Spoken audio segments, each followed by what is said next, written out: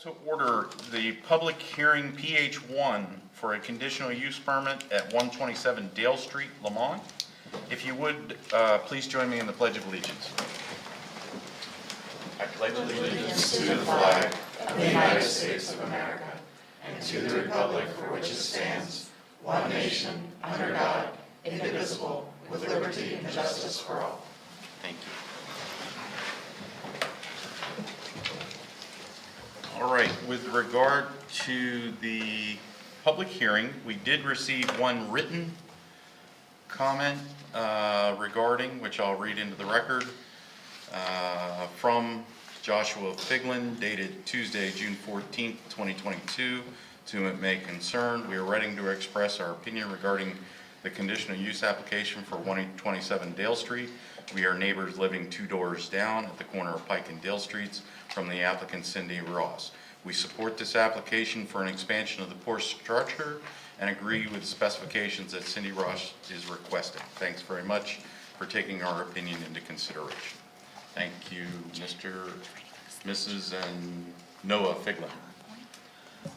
Anyone here in attendance have anything else to share as public comments with regard to this conditional use permit? Yes, sir, please. If you would come to the lectern and let us know who he is. Hi. Well, I didn't anticipate to be the first person here. Okay, so I'm James Calisby. I live at 133 Dale Street, the property adjacent to the property in question, and have for 32 years. Been living there at 133 Dale Street.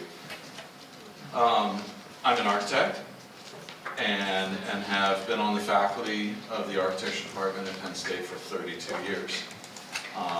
Prior to where I teach architectural design. And prior to arriving here at Penn State, I practiced for a number of firms in New York City, Baltimore, and Cincinnati, Ohio. In Cincinnati, Ohio, I practiced I was a member of the team with the city of Cincinnati, where they had a in-house architectural design firm in the city of Cincinnati to guide through public neighborhood development and design guidelines. And so I was a part of a number of creating design guidelines for both historic and new neighborhoods developing within the city limits of Cincinnati. I also worked for a small one-man urban design and landscape architecture firm, Eric Depke and Associates in Cincinnati, where one of the primary things we did was neighborhood design guidelines. So I kind of have a lot of experience in sort of porches and sort of the design guidelines of neighborhoods and suggesting massing windows, doors, but I'm not here to talk about that. I don't really want to, dump all sorts of academic sort of professorial crap that I'm sure that you can anticipate from any professor at Penn State. And so I will refrain from that to talk about architecture or design guidelines or neighborhood codes, setbacks. I don't think this is a setback issue. I don't think this is a code issue. I think this is a question of community. I think this is about what are front porches? And that's basically what I came here to share, was this sort of conception of what a front porch is. A front porch is that sort of wonderful Venn diagram of the overlap between public and private. It is our interface with the community. This is all about community. This is all about the way our private homes and our families interact with community.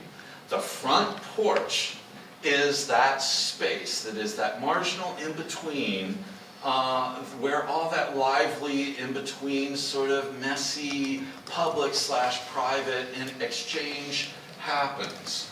I don't know whether you've noticed, but over the last, I'm old enough to know that over the last 30 or 40 years in residential design, front porches have disappeared. There is no front porch anymore in our new, accommodating to code, setbacks. Our proper neighborhoods don't have front porches. Walk through any of College Township's newer communities, and there is no life in the front yard. There is no life in the front yard. There is no engagement with the street. There are no children playing in the front yard. People have been relegated because of air conditioning, Netflix, who knows what, to inside the house, but to back decks. This is the phenomena, this privacy, this sort of retreat from the sense of responsibility to the community. Front porches are not alive anymore, except for one place. Go to Dale Street. Go to Dale Street. I've lived there for 32 years. I own a very large house and I live there by myself, and my front porch is the finest room in my house. The front porch is the best place to be. It's where I want to eat, it's where I want to join my friends, it's where I want to sit with my cats on a hot summer evening and watch the storms come in. My front porch is the best room in my house. I wish I was alone, but no. I can say that Ron and Sue Smith, 2 doors down, have a lovely front porch. Across the street, Neil Hemmelstein, oh my God, he's sitting and lounging on that porch every day reading, and next to him, and both of them in the old schoolhouses. You all know the 2 old schoolhouses. So Jonathan and Emily live in the schoolhouse right up on the street, right up on Pike Street, and they're out there all the time with their young baby, with Chloe. They're on their front porch, they're sitting there. I'm confident at the age that I am that if I was on my front porch and I had a massive heart attack, all I would have to say is go, help! And the neighborhood would come running, because I know on a summer evening, everyone on Dale Street is on their front porch. Everyone on Dale Street is on their front porch. Except for Cindy. Cindy's the only one on Dale Street that has a front porch that accommodates the exterior swing of her screen door. And that's it. That's it. Her front porch that existed for decades was ripped off, rotten, who knows what the prior owners, but she had a front porch just like mine, just like Ron and Sue's. It was gone. And the absurdity of this situation that she cannot build a front porch to equal. She's not asking to raise goats in her front yard. She's not asking for some nuclear power plant in her front yard. She's asking for a front porch just like James has, just like Ron and Sue has, so that she can participate in the community of Dale Street. Now, it's not just Dale Street. We're special. I'm not going to pretend that I'm not blessed by the fact that my front yard is the finest premier public space in College Township. Do you agree? Do you agree that I'm lucky that what was once an empty lot is now the premier public shared community space in College Township, known throughout the region? I often say on a Friday night, my porch is the luxury skybox for Lamont. You come and you're a friend of mine, come up on the porch and sit and enjoy the local community public space that is Lamont. Cindy's been asking for this for 20 years. She wants a porch. 20 years ago, she asked me to draw up sketches for her front porch. So I have 2 points I want to make. One, just talk about the sort of front porches and how critical they are to our sense of community. A lost sense of community. Everyone retreating into their homes, their private little worlds. But on Dale Street, in the heart of downtown historic Lamont, we love our porches, and we live on our porches, and we share our porches. And tonight, I'd be sitting there watching the storm run in. My second point is just to all of you. I know that you're not the code enforcers. I mean, trust me, I'm an architect. I've been in this meeting 10 million times. All right, with code enforcers, building officials, and for 30 years I've worked at Penn State. Oh my God, you all know what it's like to work with OPP, health and safety. This is my life. Welcome to the constraints of the lawyers are in charge. The lawyers are in charge. Try to do creative teaching. at Penn State when the lawyers are in charge. So I know what this world is like.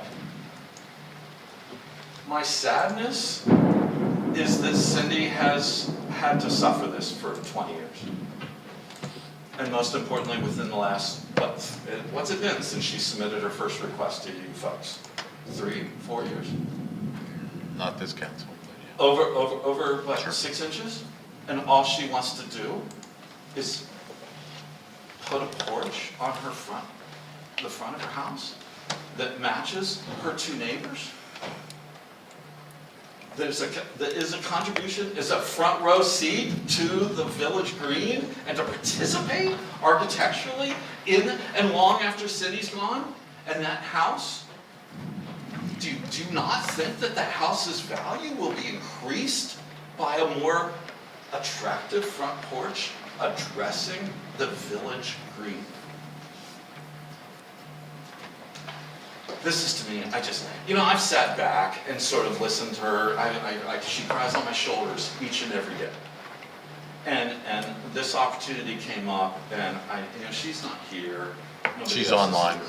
She's online. Yeah. Oh, is she listening to Yes. this? Oh, yes. She Hi, is. Cindy. Anyway, yeah, Cindy's amazing in her desire and her goals of wanting to participate in the street.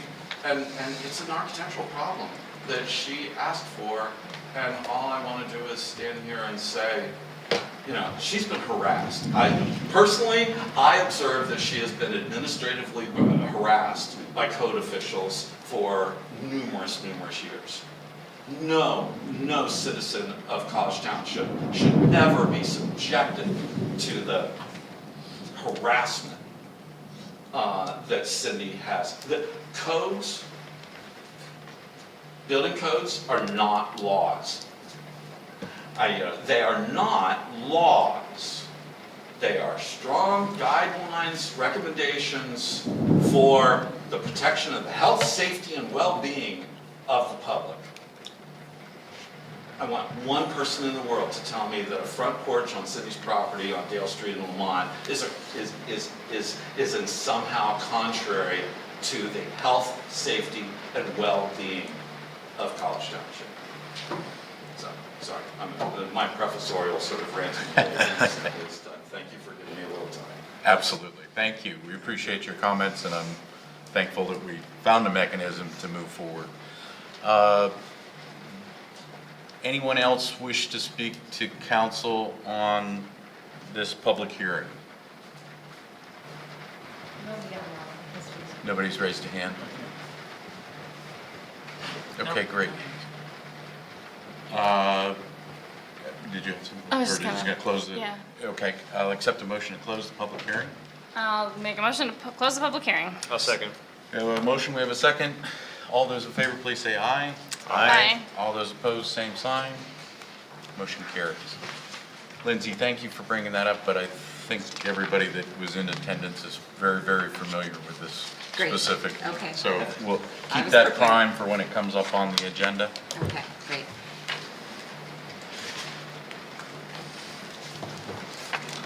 Okay, continuing on, we will now call to order the regular meeting of College Township Council for June 16th, 2022. At this point, we will open the floor to public open discussion for any, preface that with College Township met in executive session at the conclusion of the June 2nd, 2022 College Township Council meeting to discuss personnel matters. Now we will open it up to public open discussion for anything that is not on this evening's agenda. Yes, sir. Hello, Tom Ertzgard, 1135 Oak Ridge Avenue. And my question is it included in the agenda, or can council or staff provide an update of the traffic calming for the Seneca Village neighborhood? Yeah, go ahead. Yeah, it's not technically on the agenda, it's gonna be part of the manager's update, and we will touch on that as part of the manager's update. I did see what was written as of 6/8 on the manager's update. What I'm looking for is, has that review occurred yet this week? Yeah, I'll go ahead and get Go that ahead, part please, of it please. now. We actually received from Trans Associates yesterday afternoon, what would you call it, the initial drawings as far as the identified locations, or potential locations for traffic calming measures on the street. What we've not received yet is the actual report itself that gives all the detail behind that. So we have received part of what I expect to receive from Trans, as I said, as of yesterday afternoon.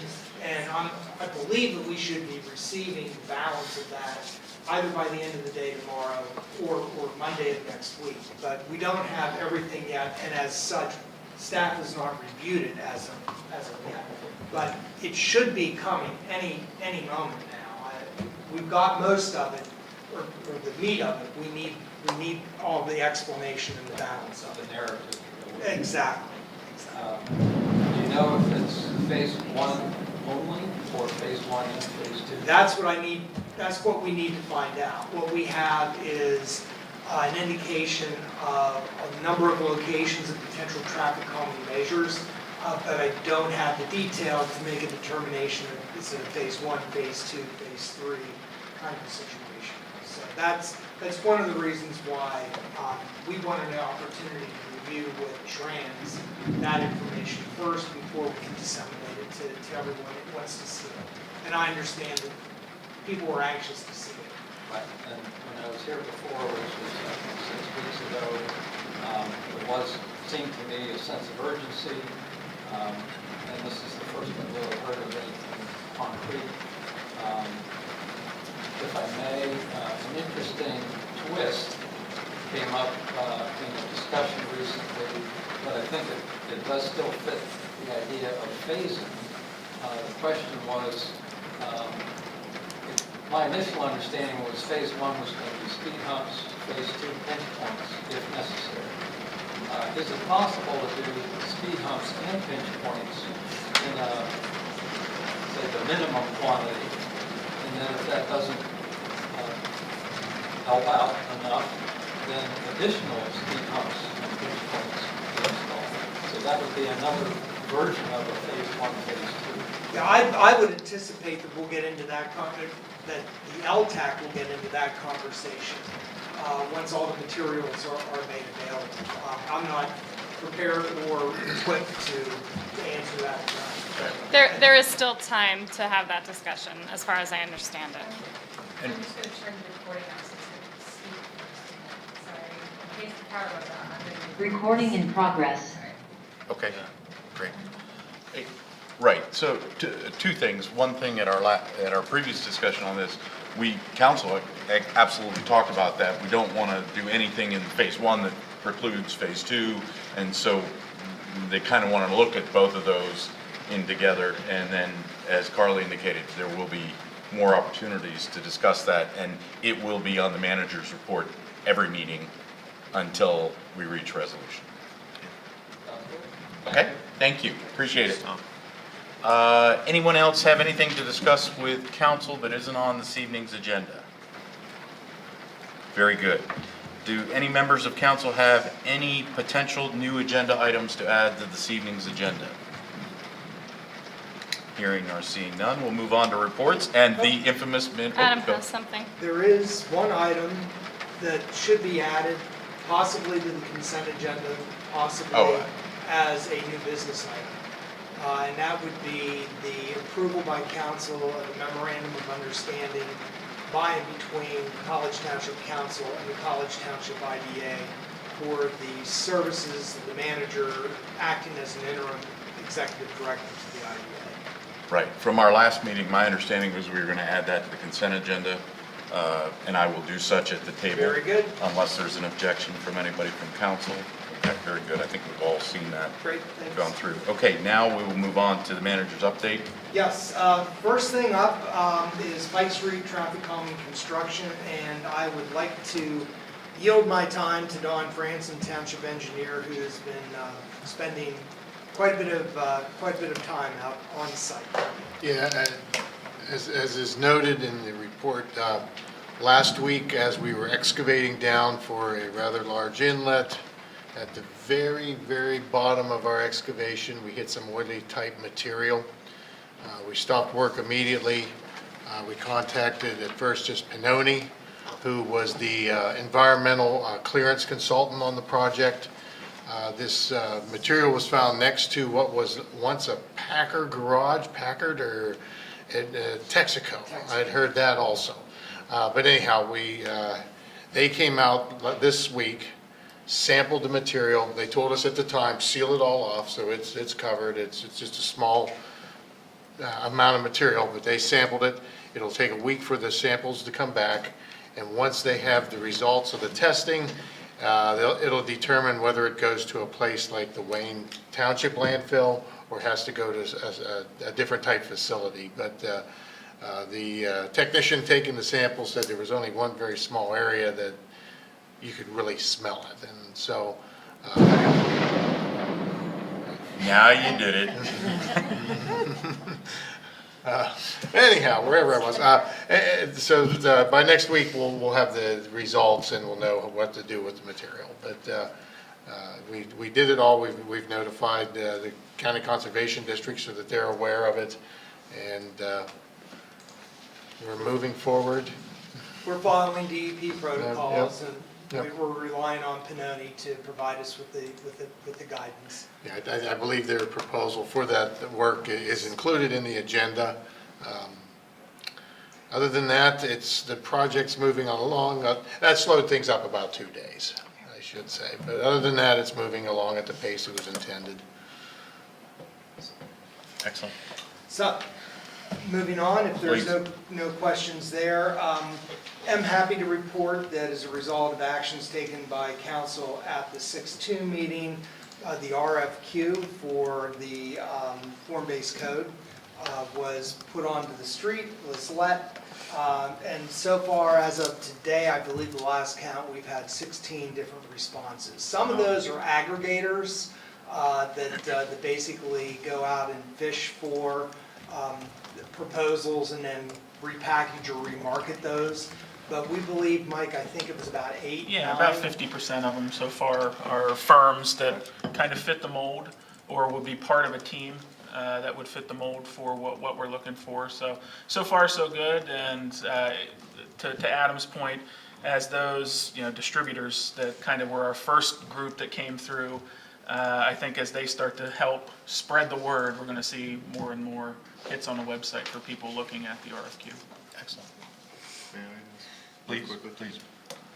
Where, are they from the region, national? National. Good. Yeah. Great. Yeah, good. I think we've seen one as far as California. Great. The Can't go last one we further got than- in was from California too. So, Excellent. exciting. Excellent. Moving on, we've already talked about LTAC. My next item is actually real quick, on Thompson Woods Preserve. I did get a phone call from Tom Fontaine. He and I are going to be meeting tomorrow afternoon. He has had an opportunity to have some conversations with the borough solicitor, Terry Williams, and they had a few questions, so we're going to continue to work with the borough relative to that intermunicipal agreement with respect to Thompson Woods Preserve. So that continues to move forward. Path to Campus, we're going to be talking a little bit more about that tonight. And the only other item that I had here was just to mention that the Gaming Control Board actually closed the public comment period relative to the Nittany Casino on 6/12 of this year. That is everything that I have, but if there are questions, happy to try to answer. Questions for the manager? Very good. COG Regional County and Liaison Reports. Carla, did you? I did not attend.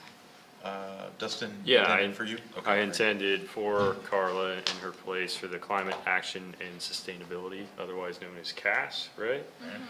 So just some quick highlights. I know I was remiss in submitting a written report. As part of the consent agenda, and Carla probably knows about this, the technical advisor group was created beforehand, and as part of the consent agenda, they approved the membership in the meeting logistics, so that happened.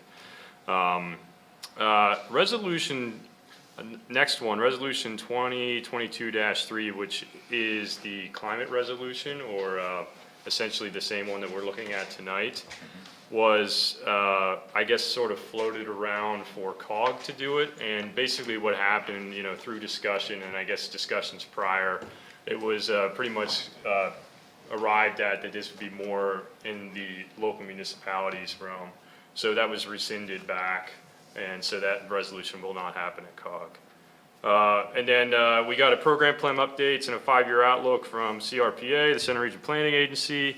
Essentially, gist of it is no changes in 2023. We got a refuse and recycling 2023 program plan. These are all informational. And then we had the letter of support for the ICLEI Action Fund. And that doesn't actually stand for anything. Carla might be able to enlighten on that. And so COG didn't do this. We're getting a letter of support, and I can't remember the organization is going after the grant. Homefront? Homefront, yeah, it was Home Is that what something, it is? Yeah. Homefront. So we did a letter of support there, and so we're endorsing the letter and asked the COG to, a chair to sign on behalf of the COG, so that's probably how you know, right? And then it's basically local governments for sustainability. That's what that organization is. All right, and then lastly, we went over the dashboard, and so what this dashboard review is essentially Pam is developing a dashboard that says, okay, here's all of the climate action categories and where each municipality is at in meeting these objectives. So she went over that, and we'll probably be seeing more of that soon. So it was pretty nice. That's all I got. Any questions? Questions for Dustin? Thanks so much, Dustin. Okay. Dustin, you had HR before our last meeting, if I'm Yeah, correct? yeah, I had nothing Okay. else. Nothing else. Paul? I had two, actually. Public safety met Tuesday. The main part of the meeting was the 2023 program plan previews from code and the fire program and in EMS. You know, not a lot of surprises there, but some good updates. Particularly interested in the reserve fund conversations and fee conversations, thanks to Rich for being on the CRCA service committee to review that.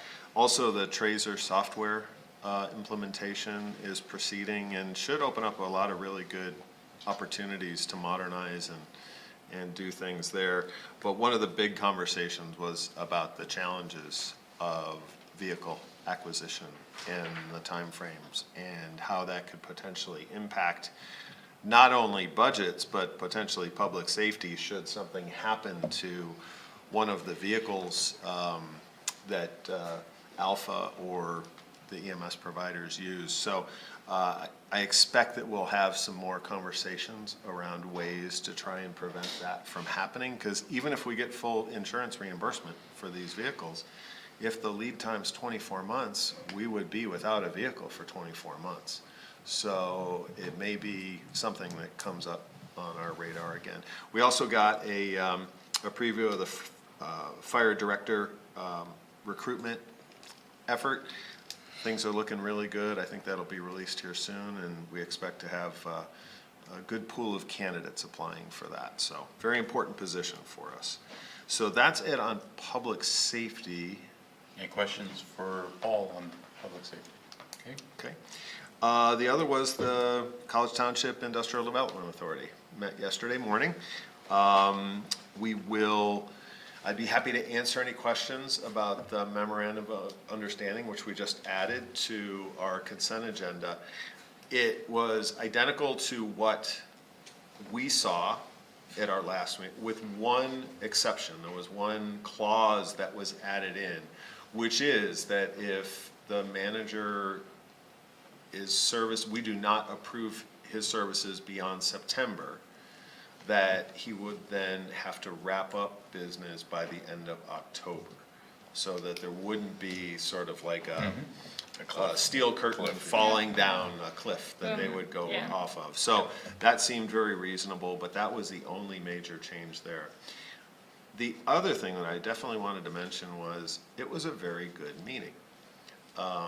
This process that I think I probably mentioned the last time that they're trying to put in place in terms of improving communication, the flow of information, the ability of committees to work together, and then filter up to the whole, actually worked very well this time. And I was pleased to see that, and I think I would defer to Adam for his comments. You know, a lot of work went on in the background to get to that point, but it was actually a very productive and fruitful meeting. I was pleased. Went well. He said it more briefly than I did, but that's the 25 years of experience. So, award-winning. Award-winning Yes, yes. experience. Every conversation. Everyone that we can get. I Yes, yes. understand. Questions for Paul on IDA? There goes our fire truck on cue with As public if on safety. cue. Yes. Stay safe. Dustin, follow up, I apologize. It's the Home Foundation. Home Foundation. Home Foundation Thank you. is Yeah. and it's a state college entity and everything. And so, yeah, I've received the draft of that, and that should be going out. It's quite a substantial grant, right? Yes, yes. So I am heartbroken to say that the COG Finance Committee meeting for last week was canceled. I am further pained to say that it appears that the Executive Committee meeting for next week is going to be canceled in anticipation of the potential canceling of General Forum again. We keep having informational, we do have presentations, and they're collecting. What we're gonna try to do is get the staff to do some video presentations, and we'll send those out to the members so that information gets conveyed timely. So stay tuned. That's being confirmed tomorrow, I believe. So, but at this point, it appears that's the direction we're headed. I do have Parks Governance coming up, so I won't go without a meeting in the month of June. All right, any other staff, anything that you throw out? We don't have a planning commission rep. Is there anything the staff wants to present on their behalf? Yeah, we did have a few members who couldn't be here tonight. They did designate someone to come, but I don't see him here. Okay. But yeah, our last planning commission meeting, we discussed the, Conditional use. yes, I'm sorry, the conditional use application. And the planning commission, as you'll see tonight, made a recommendation, so, sorry. Excellent, It was a good meeting. Good. We have some plans coming up, so we'll be busy. excellent. Questions for staff on PC? Great. Diversity, equity, and inclusion reports. Again, we invite the public, if they have anything to share with us in this report section, we welcome their input. Does anybody from council or staff have anything to put forward for this? Paul, please. Sure. Just a couple of quick ones. Pride Weekend Festival was last weekend. It was extremely well attended. There were lots of events. I was told that they raised over $90,000 for the Center LGBTQ plus support network. Just a really positive series of events. It continues to grow. There were lots of tables and a very, very healthy turnout given everything. So happy to see that. This weekend is actually the Juneteenth celebration. Point out a couple of things. That in particular, Saturday noon to 6, there is a festival happening at the MLK Plaza. There'll be music and food and lots of stuff for the family to do. And the State College PA website has some more links and more information on Juneteenth, but wanted to point that out to everyone as well. Great, thanks, Paul. Anyone else have anything else to share under diversity, equity, and inclusion? thank you. Moving on, consent agenda for June 16th, 2022 consists of CA1 minutes from our June 2nd, 2022 regular meeting. CA2 correspondence receipt approval of email from Daniel Materna dated June 1st, 2022 regarding 162 pages of public feedback on the proposed casino. B, letter from Libby Jewell dated June 3rd, 2022 regarding accident traffic issues, PA 26.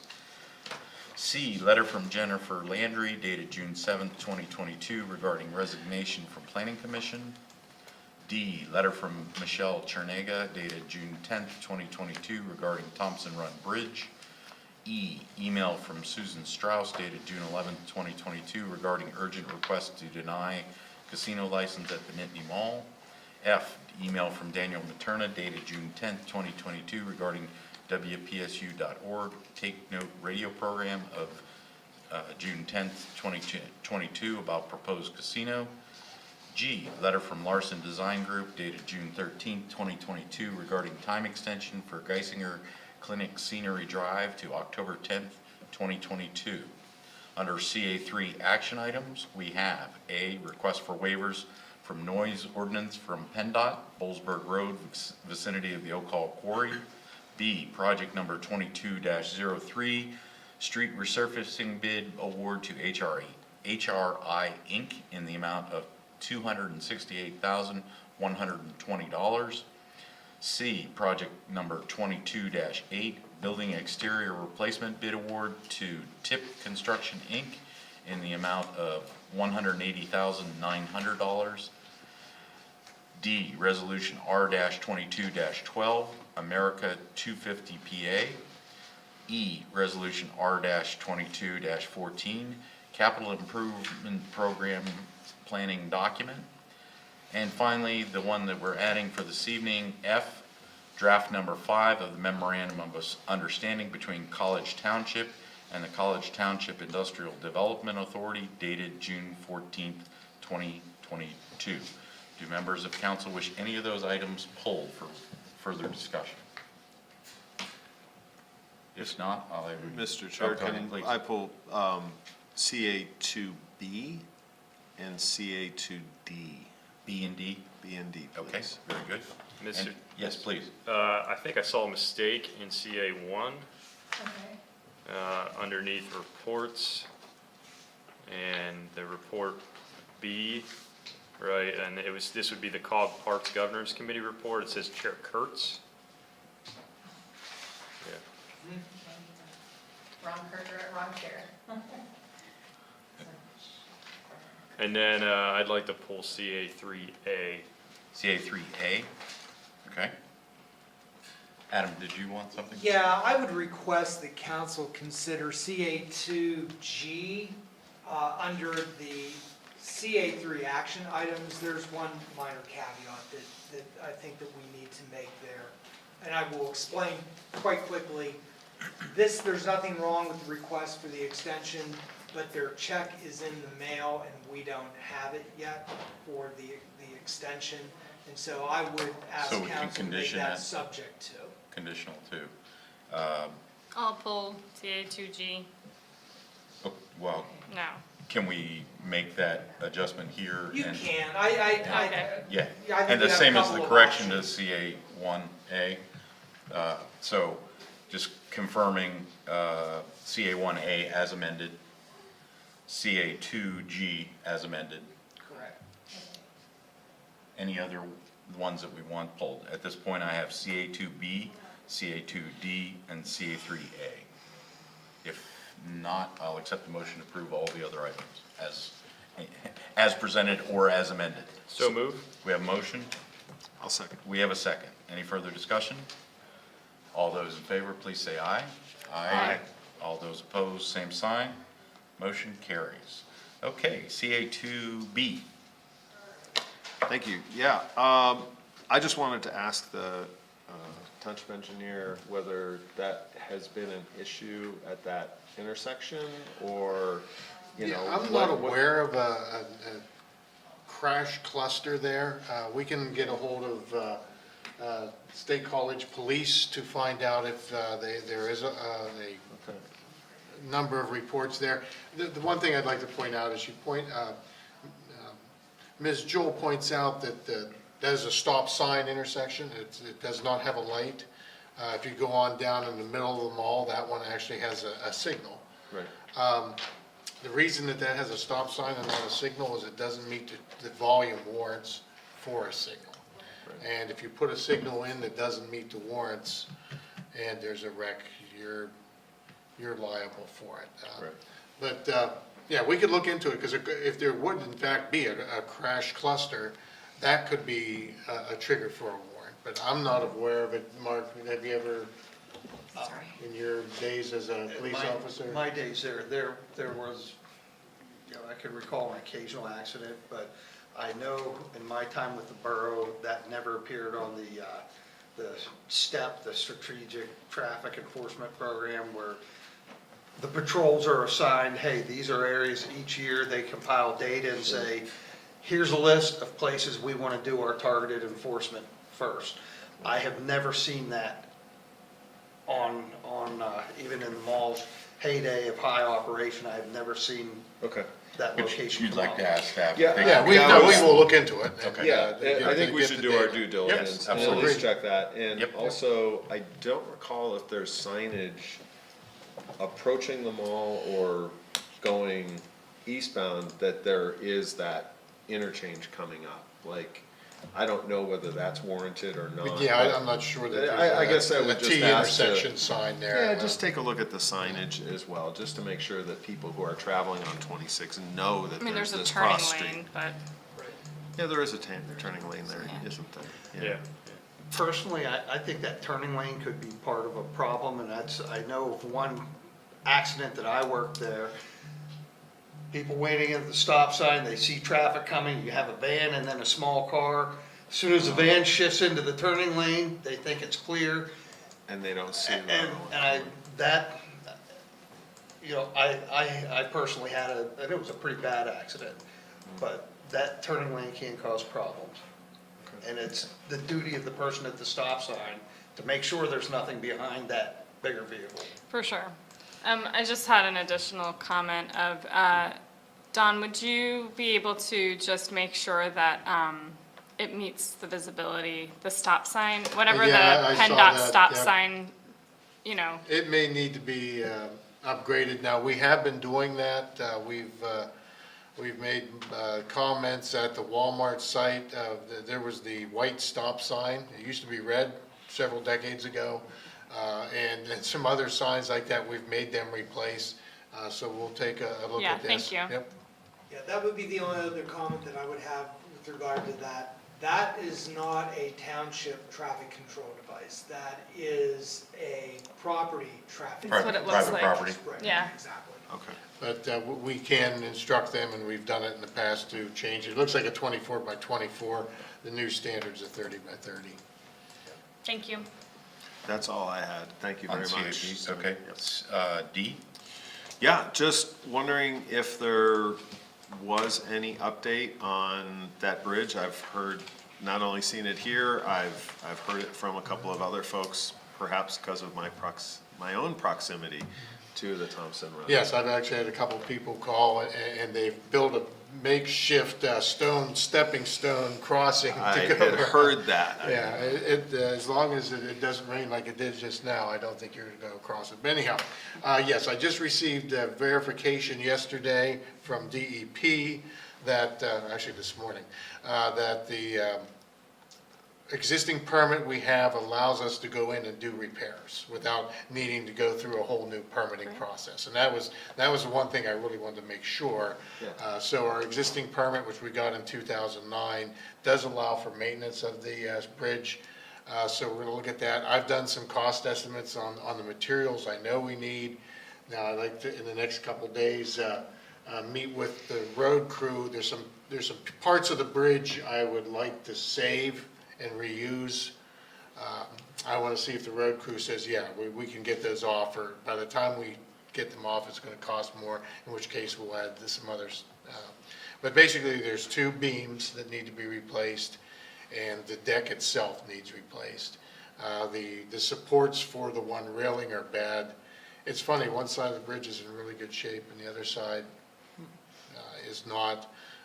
But my recommendation is we get these two beams repaired in kind, what was there before now, and then maybe over the winter, when the guys are looking for work, they could put together the other two beams, and then we would do it again, do it next year. But two of them are fine for, even if we couldn't do it next year, we're okay for a couple years on. Let me, if I might ask the question, so what you're saying is, in the short term, we can probably get it open with some repairs to make it safe? Yes. But over the winter, we may have to close it again temporarily in order to upgrade it? Well, it would be simply probably a 2-day process to pull the deck off and then to put the new beams in. I don't think that's going to take a long time. So once we have, we've pulled these two existing beams that are bad out, it's going to take us a day. We have to rent a crane to drop them in and redeck it. Well, my request would be if, we can do it as soon as possible. I mean, Oh, no, we're entering that's our summer. goal. It's a very popular, I mean, I that's our goal. see people in the preserve. all Yeah, the time. I needed to get that DEP clearance because. No, of course, understood that. A yeah. GP11 for a bridge, it takes a couple weeks. I mean, it's not a burdensome permit, but it would have slowed us up, so. Okay, that's great news. Thank you, that's all. Good, excellent. Don't have to go to work with wet shoes anymore. CA3A, I think that was Dustin. Yeah, I just wanted some clarification because on when this work is happening, because I've seen work happening this past week, this week, so, and so I was like, that kind of looks like culvert work too, so. It is. Yeah. They are doing a lot of the culverts on Bullsburg Road. Those are not as close to the quarry. Okay, And the ones that they want to do overnight are the ones that are between the quarry and 322. okay. Which there's a lot more truck traffic that way than the other way, so. Yeah, and so I thought that, when we first heard about it, I was under the impression that it was all night work, but that was maybe my mistake then. Yeah, no, it was just those three that they wanted to do at Okay. nighttime. Thanks. Okay. All right, if we're all good, I'll accept the motion to approve CA2B, CA2D, and CA3A. So moved. Do we have a motion? Do we have Second. Do we have a second? Any further discussion? All those in favor, please say aye. Aye. Aye. All those opposed, same sign. Motion carries. Now that we have approved Ms. Landry's resignation, we would thank her for her service to this point. And I will also advise council that if you recall, we assigned 2 alternates to the planning commission. Staff is currently reviewing the correct procedure to move an alternate to a standing member seat on the planning commission. Once we have that, then we'll also be discussing whether we want to refill the second alternate. I mean, the intent, our belief is that one of the current alternates will assume the full-time role, and then council will decide if we want to fill that alternate position again. We still will have one alternate in the queue. So stay tuned, that'll be coming probably next meeting. Well, I'll have answers next week. So we'll discuss it at our next meeting. May I have Yes, a real quick please. question? We also put out a call for potential folks who might be interested in serving on the IDA. Have we gotten any responses yet? or- We have. We got 2 current ABC members that expressed an interest of potentially Okay. Yeah, it was just- changing hats or adding hats. That's one of the things we have to clarify. Some things they're allowed to do both, some things they might not want to do both. Understood. And everything, so we have to explore that element of it and everything, and then I was just thinking it might be an opportune time, if you have 2 vacancies, you might have. interviewing stuff. Yeah, Yeah, yeah, yeah. absolutely. Well, the other part, we only have 1 application remaining, and that was the gentleman, he's been in the queue for a long time, but he's been out of the state. Country. Out of the country, or even out of the country, so we kind of being here was kind of a good prerequisite for that. If you didn't get the blast from the website announcement service, staff pushed out a request for ABCs, and you're gonna continue Yeah, that we'll try to do that on a monthly basis. on a monthly basis, which I think is great. Yeah, that will, you never know when you're gonna hit the right person at the right time, so that's great. So, anything else on the consent agenda? If not, we are on to old business, OB1, conditional use permit, 127 Dale Street, Lamont. Lindsay, please. Okay, thank you. I have put together a short presentation. So tonight, I put this together for the public hearing, but this is now the opportunity for council to make your decision on the conditional use permit application. We're here because it was late 2021 and into early 2022 is when we made the effort to update our ordinance to allow for historically significant properties to be able to encroach into setbacks and height requirements via conditional use. So Ms. Ross gave us the opportunity to test our ordinance, and we're here at the end of the process, and we do have some more information as a result of the Planning Commission meeting the other night. The application, of course, came to council a few weeks back, where you then forwarded it on to Planning Commission for their recommendation. Since that time, staff went out and measured the house, and we did some other field checks and provided some more information to the Planning Commission. At the Planning Commission meeting last week, we discussed that the house, as shown on the 1975 permit, which I believe is on the next page, this was the permit from 1975, and you can see there, can I use this? At the, here, it was very hard to read, so it took a while for us to get through this, but we did find these numbers here, and as measured, the porch from the property line measures back 18 and a half feet. The 10 feet here was showing that area between the existing porch and the porch as it is now. So, so 18 and a half minus 10 equals 5 feet. 8 feet. 8 feet, 5 inches. Yes. Not 8 and a half feet. So we confirmed that at the Planning Commission meeting the other night, and as a result, they made a recommendation, a 5-2 recommendation to council to approve this conditional use application.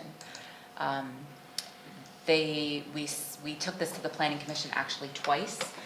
The first time, it was a little late we had a lot on our agenda that evening, and just want to make that clear. So by the time we got to this, it was fairly late, and there was a little confusion with some of the numbers and some of the photos. So we brought that back to them the second time, and they came up with their recommendation. The next slide just shows a few photos that we took out in the field. The top left, or number 1, you can see that yellow line here, and you can sort of see it. It comes the whole way over here. You can see it continuing here. So what Ms. Ross's proposal is that yellow line right there, which is 1 foot difference from what the Planning Commission recommended.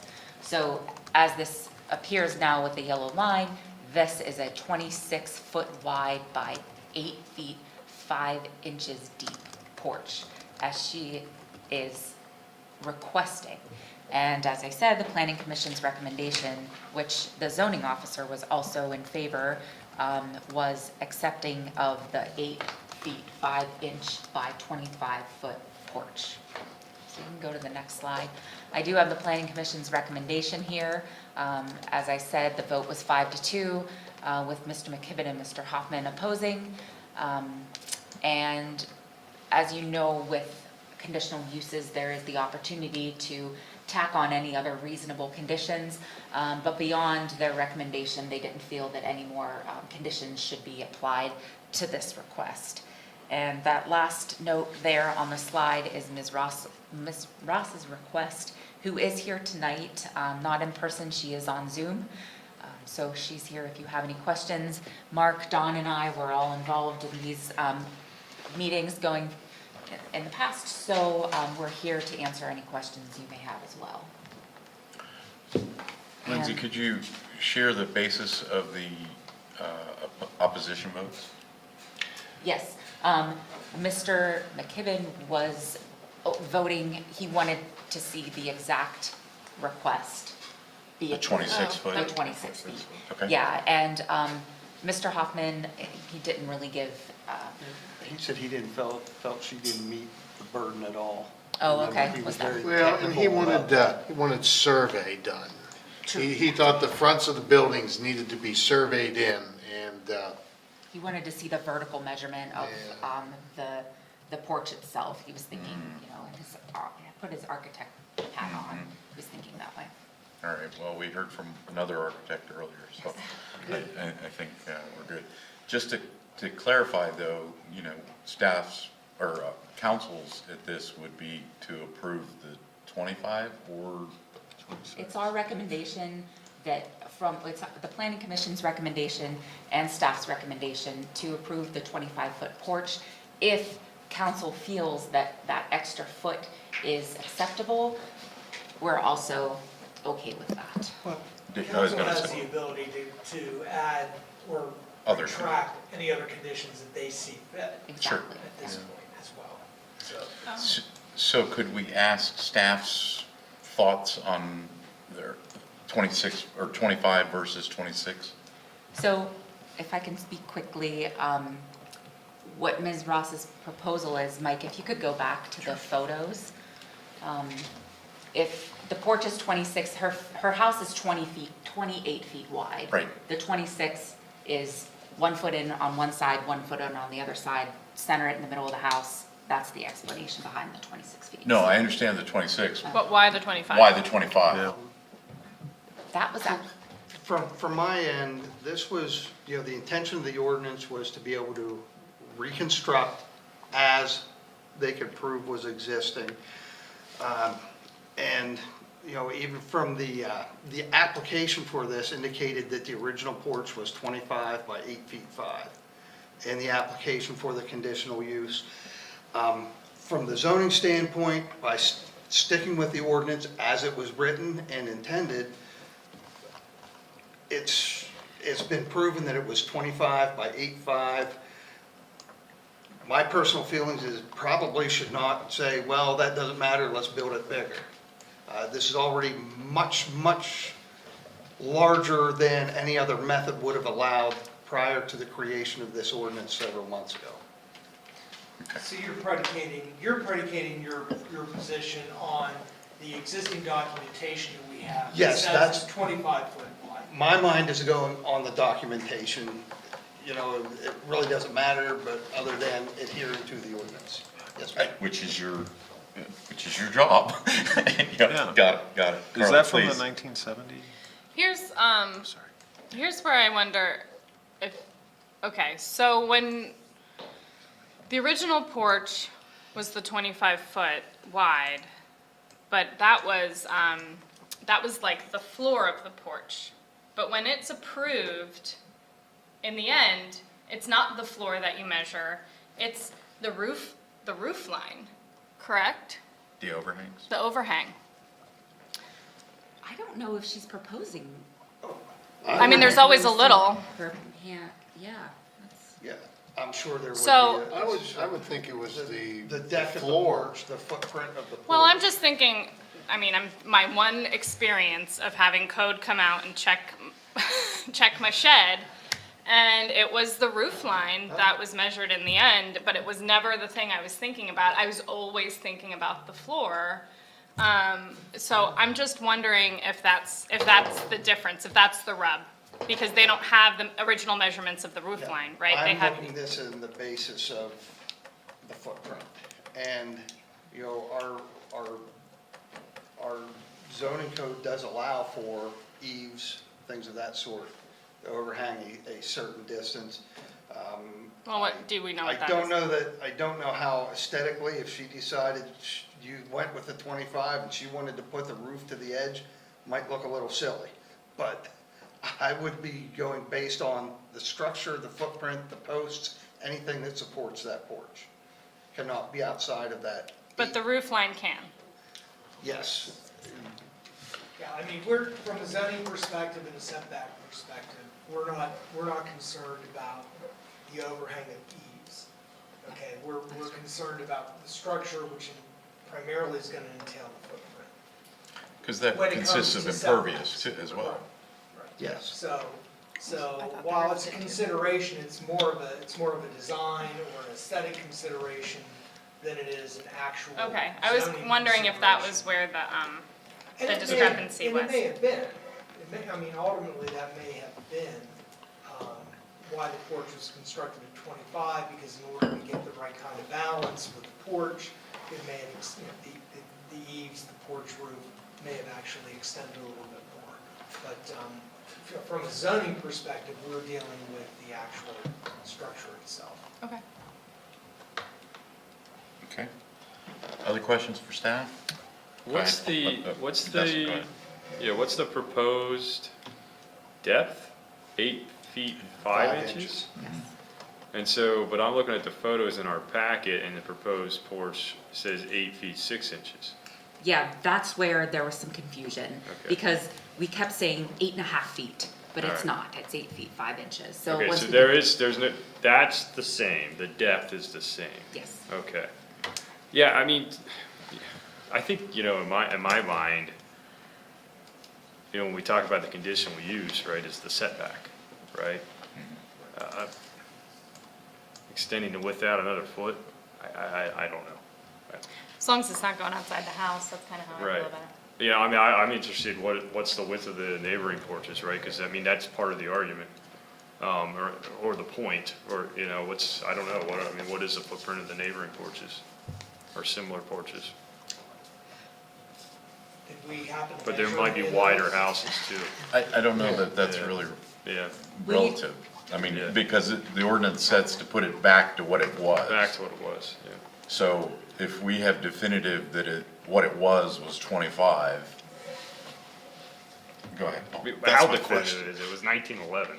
No, that's the hard part. How do we know it wasn't 26? That was my point. We don't definitively know whether it was 25-foot floor print. We don't know whether it was 25-foot, overhang, footer print, because you're gonna have footers as well, right? So, I don't know. I mean, I don't know that we know what the original one was exactly, unless you excavate to find the footers if they're still there. Sorry. Follow up? No, don't be sorry, I'm just waiting.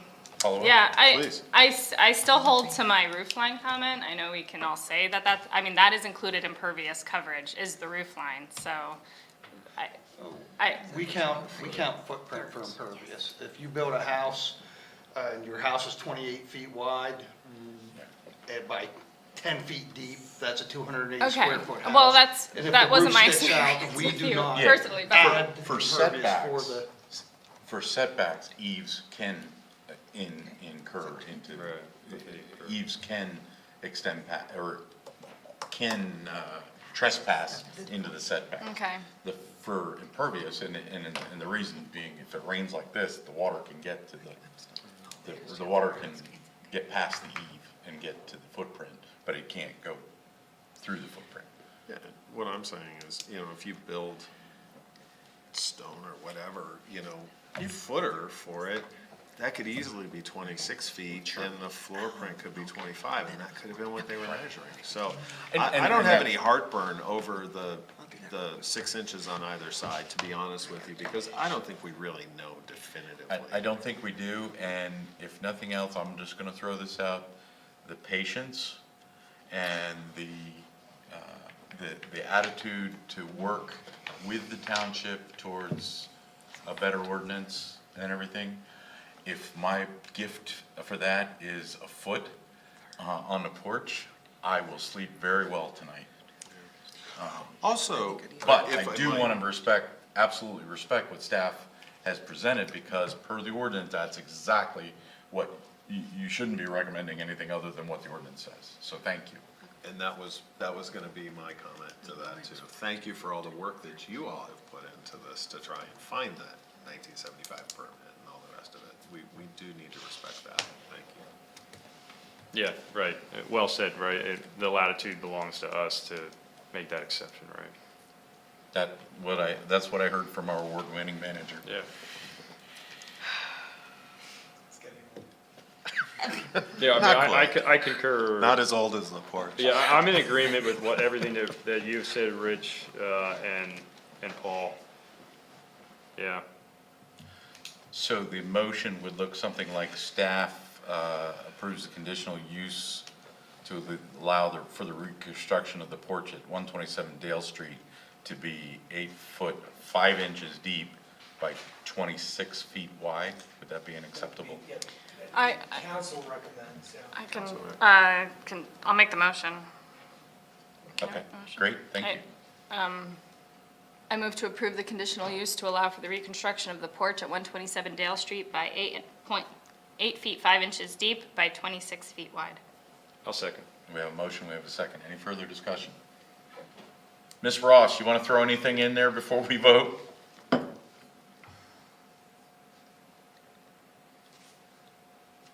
She is. Yes, her hand's up now. She is raising her hand. Go ahead, unmute. Cindy, we can't hear you. Hello? Yes, there you are. Oh, yeah. Thank you very much. And for the record, I don't know if it's going to be 26 feet wide, and I don't know that it's going to be 8.5 feet deep.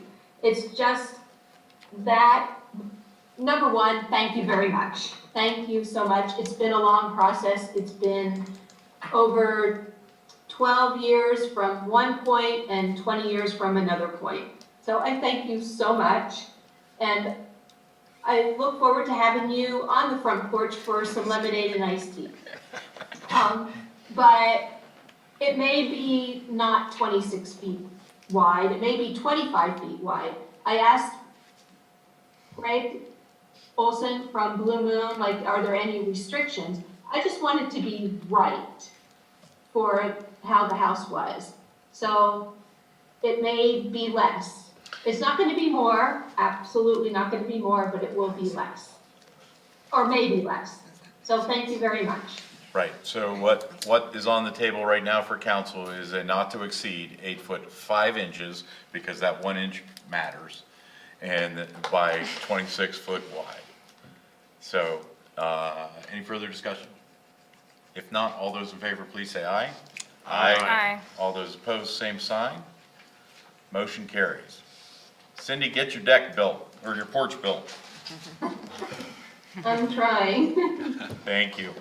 Thank you. OB2, pedestrian facilities master plan. Lindsay again. All right, thank you, and thanks for that last one, thank you. All right, so tonight I'm here to reintroduce to you the pedestrian facilities master plan. The planning commission met, since you remanded this issue to the planning commission, they met 5 times. The majority of those planning commission meetings were us going over a process flow chart, and we were also testing the matrix that we have in the plan. The process flow chart helped us, kind of guided us through how a developer could request a fee in lieu of pedestrian facilities waiver or a deferral until another time. Because we had this process flow chart, it really allowed the planning commission to fully understand how we're going to be able to implement the pedestrian facilities master plan and how it will look within our ordinances when we get to that point. But tonight I'm really looking for your input, both on the overall plan. I know this is maybe the 5th time you've all seen it too, since it's been happening for so long. But we're looking for your input. We want to know your thoughts on our matrix. what are on our flow chart. What we did put in front of you tonight is something that Dawn had come up with. It's just a narrative that goes along with the process flow chart, because some people are more visual and some people just want to read, so we're giving both of those options. So as a planner, I have an obligation to serve the public interest and ensure that everyone gets an opportunity for meaningful, timely, and informed participation in the development of plans and programs that will affect them. This plan, of course, is going to have an impact on not just the residents in our community and the township, but community at large. So we do feel it's imperative to make that second round of public comment open again, ensuring that we get, again, as we did the last time, a good response from the kids, the students at the Penn State campus.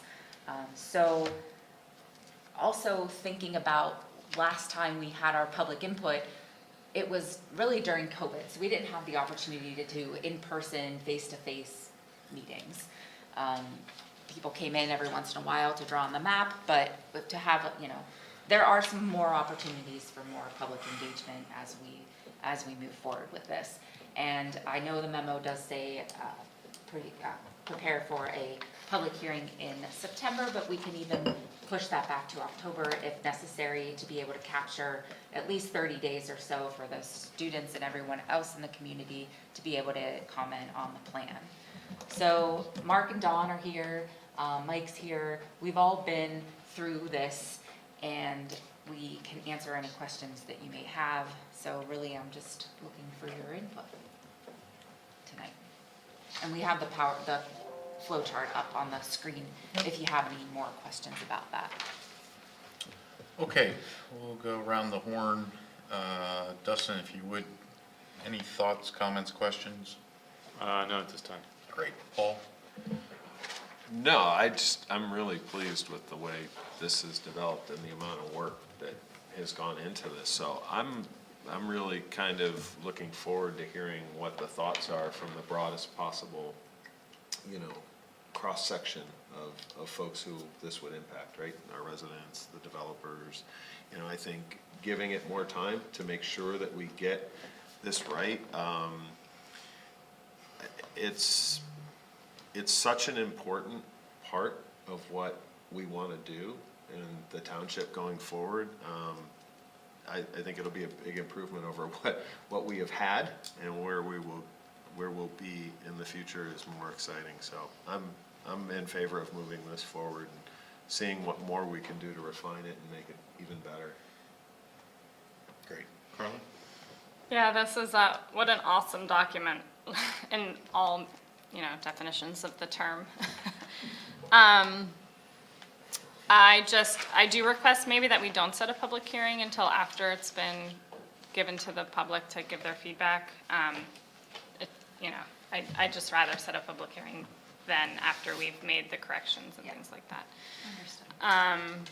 I do request if staff wouldn't mind at least printing out a copy so that I can give it the good old college try. Of course. That'd be great. I started to make little notes on my iPad and it was no fun. Yeah, it's got, there's so much conversational history in this document. It's kind of unbelievable. And it's all captured here, and it's really awesome. Like, if we had put this out to a firm to do, and this is what they gave back, I would be blown away. Like, we've seen it so many times that I've kind of become used to it, but I was looking it over before the meeting. I was like, wow, there's so much good data in this. And we couldn't have asked for a better report. So I really, really appreciate all the work that's just gone into it. I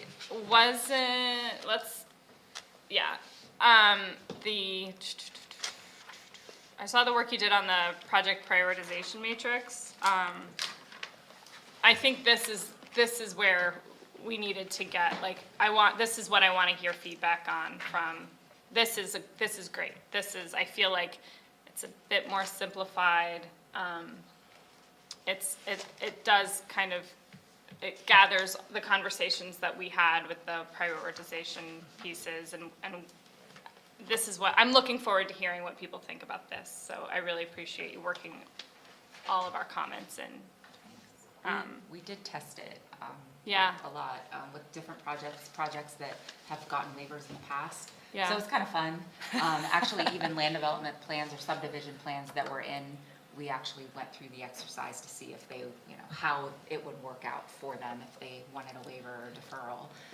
But my plan is to give this to a few of our developers that come in regularly and just give it to them and say, how's this gonna work? Great. And we'll see how that goes. One piece I didn't see in the section for ordinances, and maybe this is, I'm just gonna keep beating this drum until somebody tells me to stop. But Stop. is the, not yet, I didn't say it. I didn't actually give my last ba-boom. Is the revisit the idea of, should we require sidewalks on every street in the township? The cul-de-sac question, for instance. I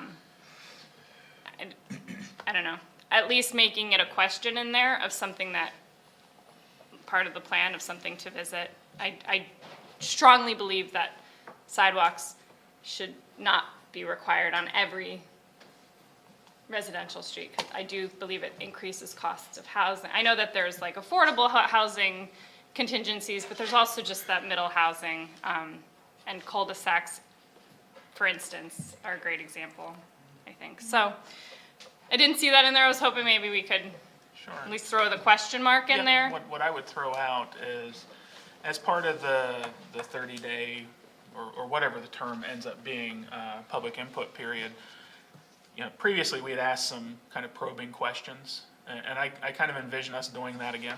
Okay. And that could be a question that's put out to the public to just kind of gauge what everybody's feeling. So, you know, those kind of things. One of the things that I would preface a lot of this with is we've put an awful lot of information already out on the street. We've given the public an opportunity to really weigh in on priority corridors.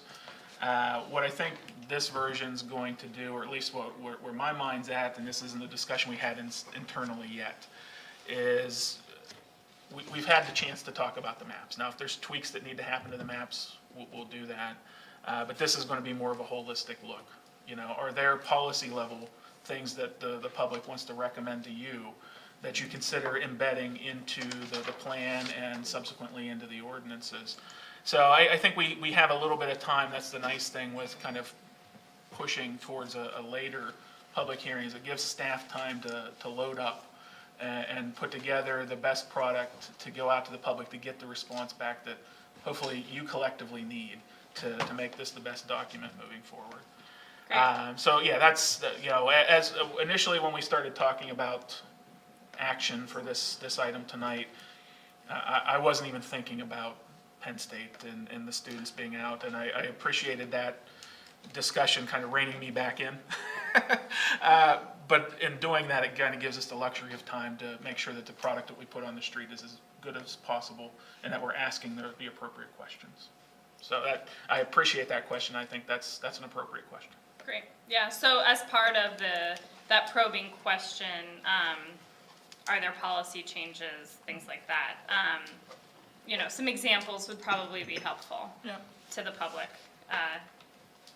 That can be a little too open-ended, I think, for people who aren't familiar with, you know, terminology and what are our policies, things like that. So. Yeah, we would like to get creative, and you know, we were the last time. I you know, not to toot our own horn, but I think we did a pretty good job of the process that was utilized last time. And now we have the opportunity to broaden that by having not only, you know, potential for some online comment, but also now we can open up and do a more traditional public, you know, open house or something of that nature. So I think we have the opportunity to do both.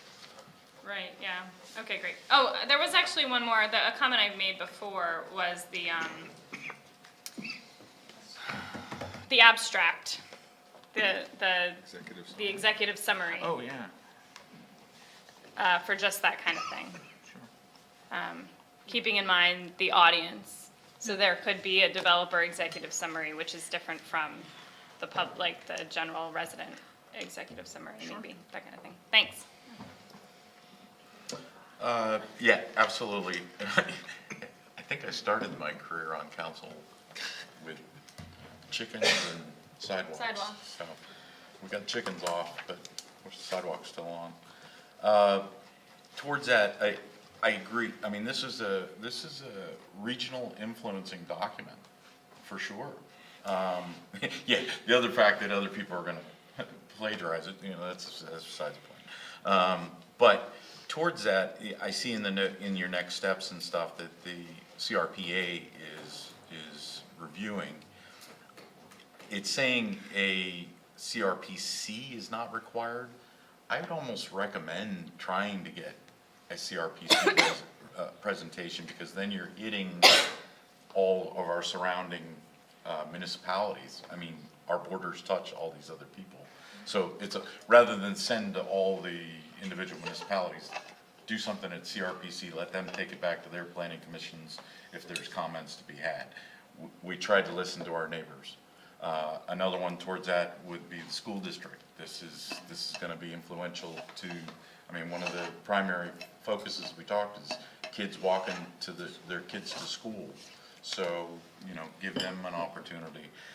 We talked about waiting for the students to come back, should, the OPP or the planning part of Penn State. And towards that, I guess I would open it beyond 30 day. I would make it a 60-day input period. And I'm okay putting a tentative September 15th public hearing date on there, so that we keep leaning forward, trying to get this done, because we have been talking about this a long time.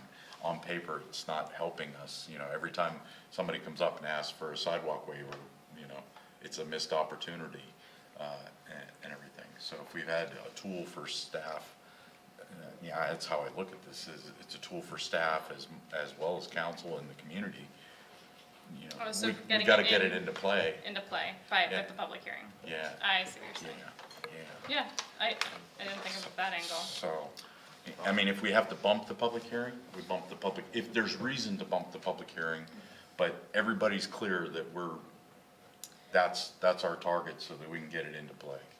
Yeah, Right, please. and if there's a change, though, we would need to re-advertise. Yes. And it would still be for September 12th, hopefully. That's what you're saying? The public hearing, Yeah.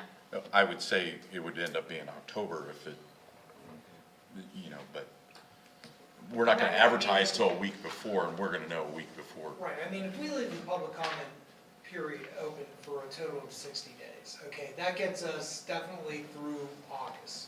Right. Okay. In order to, there's a couple of ways you guys can go.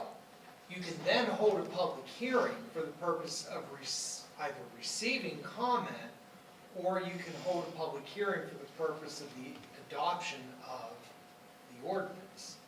Okay. Okay, so I think that's a decision point that would need to be made, and probably subject to the amount, the level,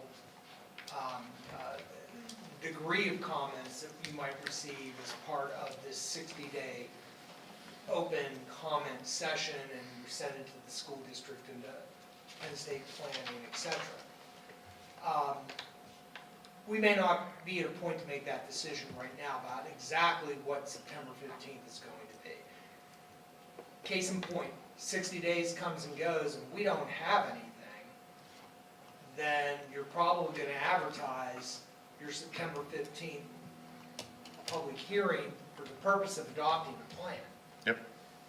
If you get a lot of comment during that 60-day time period, well, you may choose to do an informational public hearing on the 15th for the purpose of simply taking taking The comment. people we're sending this to probably aren't gonna know that we're just saying a public hearing on September 15th. It may be informational, it may be adoption.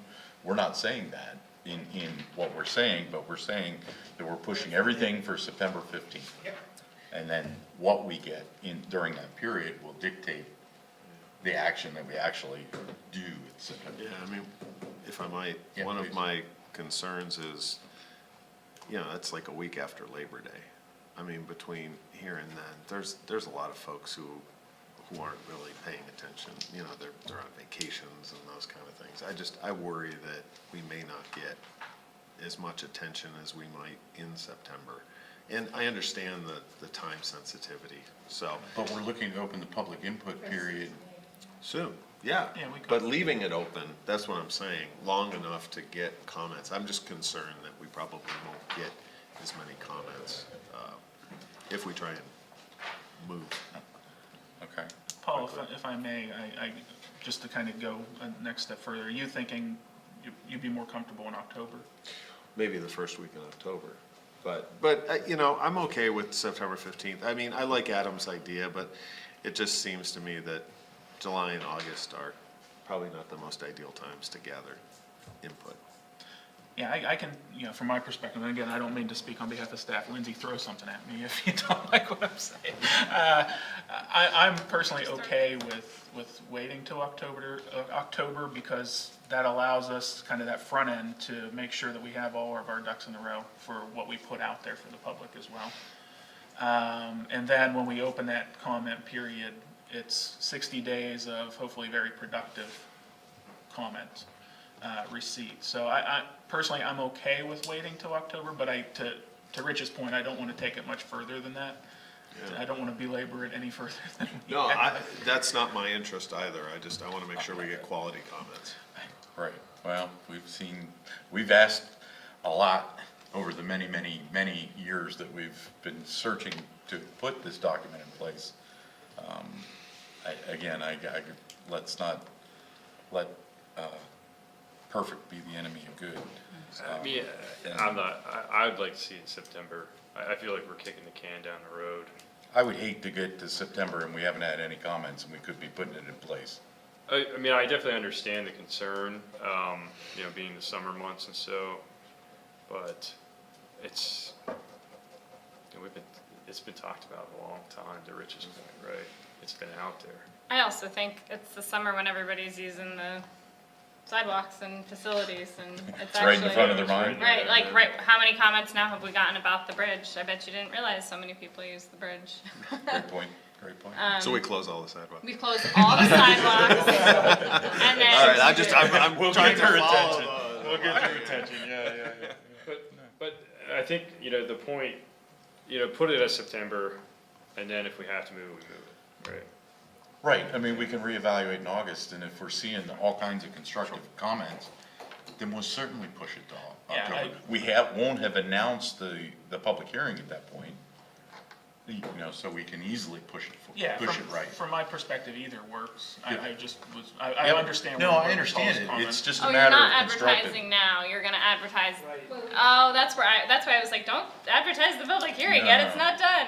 That was my only point. Yeah, and I Okay, certainly okay. didn't want to delay opening the public. Setting a comment. public hearing is different than advertising a public hearing. Correct. Right. Well, Would you and put to an Adam's advertisement point, out just we in could case change the that developer public hearing to be comments if we feel we didn't get enough. Correct. Pending ordinance. Yeah. That's what I thought you were Yeah, saying. well, I mean, one of the options that we do have, and I would have to double check with the solicitor exactly, in this particular case, what the pending ordinance clause says.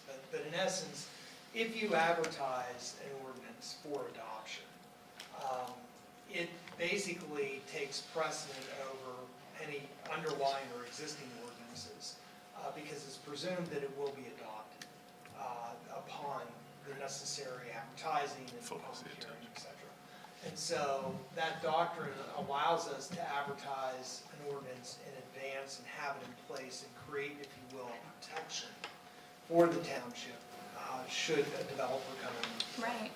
So I just, what I need to check though is that length of time that we You allow. Yeah, the maximum amount. Hey, A year from now, I we're gonna have a public hearing know on. we're gonna be adopting it in a year. Right. But no, and that's what I need to check in terms of the timeframe. No, because we may substantially, the other side of that is that if you advertise now, this is it. We can't make significant changes to this. Well, that's why I was, Yeah, I was yeah. under the wrong impression. I thought we were advertising that. That's why I was saying that's Yeah. silly. I see some changes coming to this, at least Sure. non-de minimis. Sure. Okay, so we set it, I look into it, let us know. Yeah, in all honesty. But I don't think that's you our guys- intent either. I don't think our intent is to have it as a pending ordinance at this point. Right. So- I was simply. No, you're out, I actually, yeah, no, I get where you're going, and that goes to my point that we keep having things come and go, oh, that's a missed opportunity. What I would suggest, what you're doing tonight is you are targeting a Yes. date to set Yeah, as got the it. public hearing. You're not gonna set it yet. That's not gonna come until July, August, maybe September. Right, Okay, so you're targeting for the purposes of staff, for the purposes of the 60 or however many days of open comment that you want to have, you're targeting that date in the future. And that's what staff needs to know, Right. is what the target date is. And if I might, that I'm comfortable with. The word set was in the memo, and that was one of the things. Sure. that Yeah, I absolutely. gave. But if Yeah. it's target, That's perfectly fine, comfortable with that. change the word set to target. We can do Thank that. you. It's, That's great. There will be, I mean, of course, after the plan's adopted, there's gonna be the implementation piece too. Yep. So those ordinances will have to be updated before we can actually, those will be the teeth to it. Right. So there is still another step Good point. afterwards, but with the process and the planning commission going through, we're already aware of the text and the language that needs to be incorporated to implement the plan. So it should go quickly. But still, going back to the point, so if we push it to October, then we have an implementation phase on that. We just keep pushing it further out. So that's why, for me, the September 15th, I'd have it next month if I could, but I respect that we want to do this. We've worked this hard, let's get it right, as best we can. But again, until it gets used, we're not going to know 100%.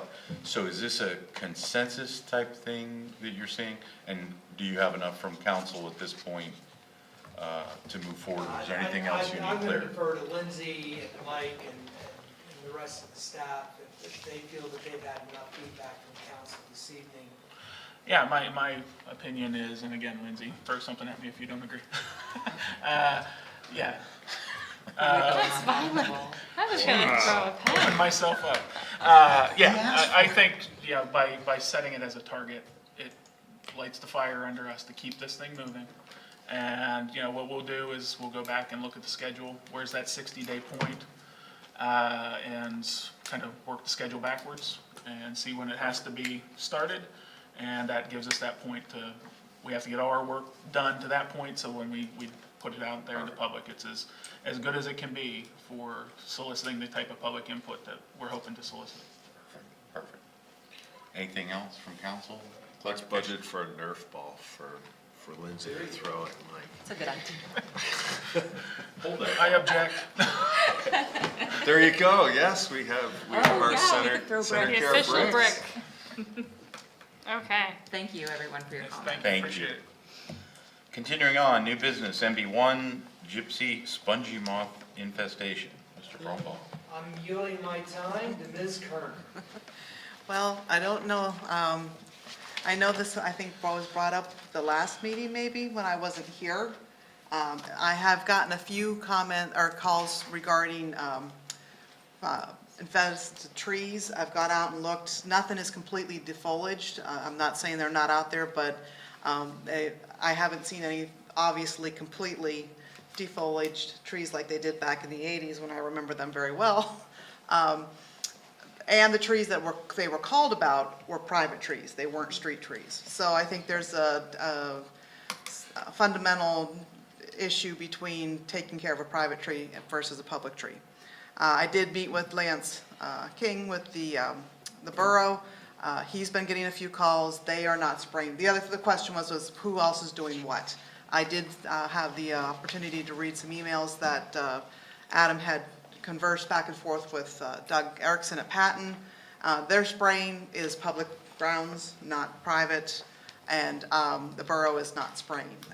Obviously, there's a window of opportunity, which I'm pretty certain we have missed at this point in time, so I'm not sure what else there is to do. The only other thing was we did reach out, or actually Lance reached out to the county because years ago there was the county program that did the spraying through state funding. They do not have any budget or funding from, at this point in time, so any calls that they get, they've provided it's basically a form letter with some educational information to the homeowner on what to do and what to look for, et cetera, and a list of potential aerial sprayers. So that's it in a nutshell. I wasn't sure to what extent council wanted to delve into this. Sure. Interesting side note, I was at a Oak Hall Park yesterday. A little boy comes down off the field, and he had 6 of them. He thought they were really cute. Oh, my Oh, goodness. no. Fortunately, he had a long sleeve shirt on. Yeah. They were all on the outside. But it's like, oh, very nice. We'll Squish talk through. about that tomorrow. Yeah. So, Carla, please. Yes, as I scratch. Unfortunately, I am coming back from a heavily infested area in Pennsylvania where the trees are being completely defoliated. My first question is, what kind of spraying would you do? Is it the BT spray? Like, is it, Well, what kind of? Yeah, there are 2 different types Right. of spray that they're using. I myself would probably refer to a professional to what they would recommend based on what we have going on. The state's using something called imatazode or something like Yes, that. I don't know how to say Yeah, those words, but. Yeah, and then the BT is the other one. Right.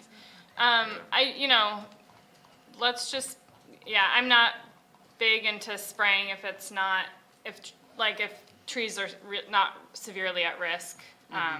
Because of course with everything you spray, you're also taking out some other things. And though I will say, from what I've read, we read a lot about this because this other property where we were is, like I said, highly infested. And from what I understand, year 1 is okay. It's consecutive years. So next year, let's be ready. Let's have the number on speed dial if we need it. Well, and towards that, we need to make sure that Budget. we have it included in the budget. Yeah, that's what I was going to say exactly next. Yep. I was contacted. I was at a cell service where I was, but coming back in, I received a text from a landowner whose trees that are in the public right-of-way are being affected, so I will tell you about those after the meeting. Yeah, believe me, I know that there are some. I have seen them, but. Share the message. And towards that, if Patton is going to be doing, or any of the neighboring municipalities are going to be doing, it's always an opportunity for cooperation. So we can work with that for the budget and schedule, coordination and everything. Yeah, good point. Dustin, anything further? Yeah, I'll correct myself. So I actually had information from what the state was spraying sent in my personal email because it was by our cabin in the state. They're spraying what's called Mimic 2LV. That's proprietary name, and it's tibufenozide is the chemical. But again, largely shown to be very inert, really just affecting the caterpillars, just like the BT, the Bacillus thuringiensis. And I know there's probably lots of gardeners out there that use BT as well. So, and that's very safe up until the day of harvest for your vegetables, so in case you don't know that.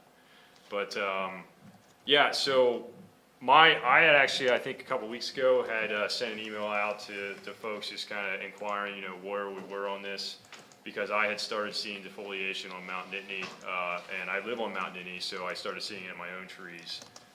And I will tell you, if you walk on Mount Nittany, there's trees that are defoliated 100% now, within the last week. And very accurately so. Obviously, as we've all read and done our homework, there is a time period when the caterpillars start to get about an inch or so longer. The BT doesn't do anything, is what basically they say. And this tibufenozide may work better on that aspect of things. I think we'd have to read a little bit more about that. But I can also share what the state sent to me. So, you can see all kinds of leafy greens all over everywhere, falling down out of the trees. So I would say that's probably one of our worst areas in the township. If you drive down Nittany Valley, it gets very brown very quickly, very interesting. So we fared much better up in this area. I don't get in Thompson Woods a lot, so I don't know what that looks like, and I agree 100%, and when I inquiry was on our public areas, right, what can we do in our public areas and our parks and stuff, and just educate the public on what they can do. It's really hard to spray your trees. I tried. very hard. But, yeah, so I don't know what Thompson would look like. I know that, and as from our last meeting, I know that, I had some contact with some of the Conservancy folks, and I'll follow up on this now since we're having this conversation, but they were talking about getting someone from their board. I think they have an expert to go and just look at, what kind of defoliation level they're at. So I'll kind of reach out and see what kind of update they have. And maybe just tell them that we're planning that we may have to take action next year and that, or we missed the window this year, and we're planning that we potentially have to take action next year, and they may want to participate in that as well. I think this is absolutely a great idea to, kind of have it budgeted out for parks for next year. Much of that conversation we had around CIP, maybe more of a bucket type thing, right? Paul, anything you'd like to add? No, we're not the only ones talking about this. I mean, I know there's other townships and boroughs that were talking about it, and one of the things that, just doing a little bit of research, both DCNR and the Pennsylvania Game Commission also have spraying programs, and they've got really nice GIS maps that you can find where you can go and look where they have sprayed this year, whether they're in process, whether they're completed. And right around us, Rothrock was sprayed up above Pine Grove Mills by, I guess, DCNR. And then I don't know whether it's far west, Ferguson Township, or whether it gets over into, sort of Port Matilda. Is not quite as far as Warriors Mark. There was some spraying being done by the Pennsylvania Game Commission on some of their properties as well, and also up near Boggs Township and near Bald Eagle Lake. So they're spraying around us, but not in the immediate, center region area. Also, I really found for folks who are interested, the Penn State Extension has a really nice webpage too that has an awful lot of information about, the life cycle and treating and what it can do. So if anybody out there is listening and is interested, check out the Penn State Extension too. Great. Staff have everything they need for this? Council, no parting? Okay, good. The information that you included, Amy, are we going to post that online, like as a link for folks? Yeah, Yes. we can do that kind of as a news item. We'll figure out the best way to convey that, but definitely Yes. we'll want to make it available. So the information, and I think it's good to know what's being sprayed around you too, so the it's public information, so I don't know where it's at, but I Yeah. have it in my email that the forester sent me. I'll just forward that to you too. Right, yeah, the information I also got from the county did have the link that Paul was talking about. I did not include it in the memo, because it was specifically for like state-owned lands, and it wasn't as applicable to us here, in the township per se. And the reason I brought it up was only because It just it is shows. being Right, treated around yes, us, and if we're sort of in between all of that. it Well, makes what's sense. interesting is, I think in those lands, it was heavier last year. This is their second year. Right, I remember our hikes this time last year, you can hear it and we could see it. Yeah, last year wasn't even nearly as bad. But no, but it's the consecutive years Yep. that, Yeah, so we need to be It does the prepared. most damage. Yep, Yeah, so so we this need to be is- prepared. Yeah, we need to be prepared for next year to be the devastating Exactly, year for yeah. us. Absolutely, great point. okay. Excellent.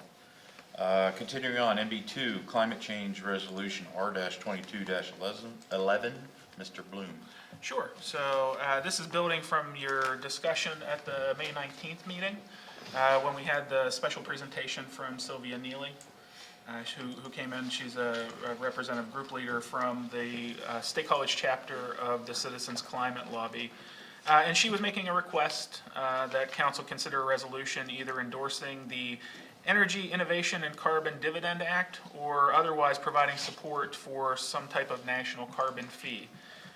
She was so kind as to provide, based on your request, some links that had some resources that you could look at, other resolutions that have been passed, not only here in the Commonwealth, but also across the country. I went back and listened to your discussion a couple of times. I wasn't able to attend that meeting that evening, so I went back and listened to hear your direction and kind of where council was at. And based on the discussion that happened at that meeting, we developed draft resolution R22-11, which is attached to the memo, calling on the United States Congress to enact legislation that proactively addresses climate change through the reduction of carbon emissions. Now, it doesn't specifically call out and endorse any specific act, but it does make a call on them to address this concern. Well, may I just, I Sure. just wanted to, it does call out. It the- references it. Yeah, it just doesn't endorse, Right. directly endorse. Yep, no, that's a good point, good clarification.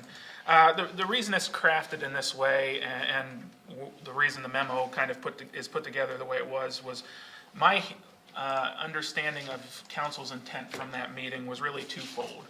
One, to bring this resolution to the fore to basically advance an overall educational and public awareness process on the impacts of climate change, and also to lend College Township's voice in support of legislation combating climate change through the reduction in carbon emissions. So it's written kind of in that mold. And based on where we are at, the actions requested is one, review and provide feedback on the draft that was provided. And then also, if there were not substantive revisions required, to look at setting a public hearing for that educational component and the community discussion on climate change as is provided through this resolution. So with that, I will stop and happy to answer questions. Excellent. So let's just start with the draft resolution. Any questions, concerns as proposed? Please. Just from our cast representative, what were your thoughts looking at Any it? questions or comments or corrections? No, this, in my mind, this is I'd like to hear what other people think. In my mind, this is exactly what I wanted to see move forward, so, I'm really pleased with it. And I'm glad it calls out or references, the Energy Innovation and Carbon Dividend Act, but isn't solely built on it.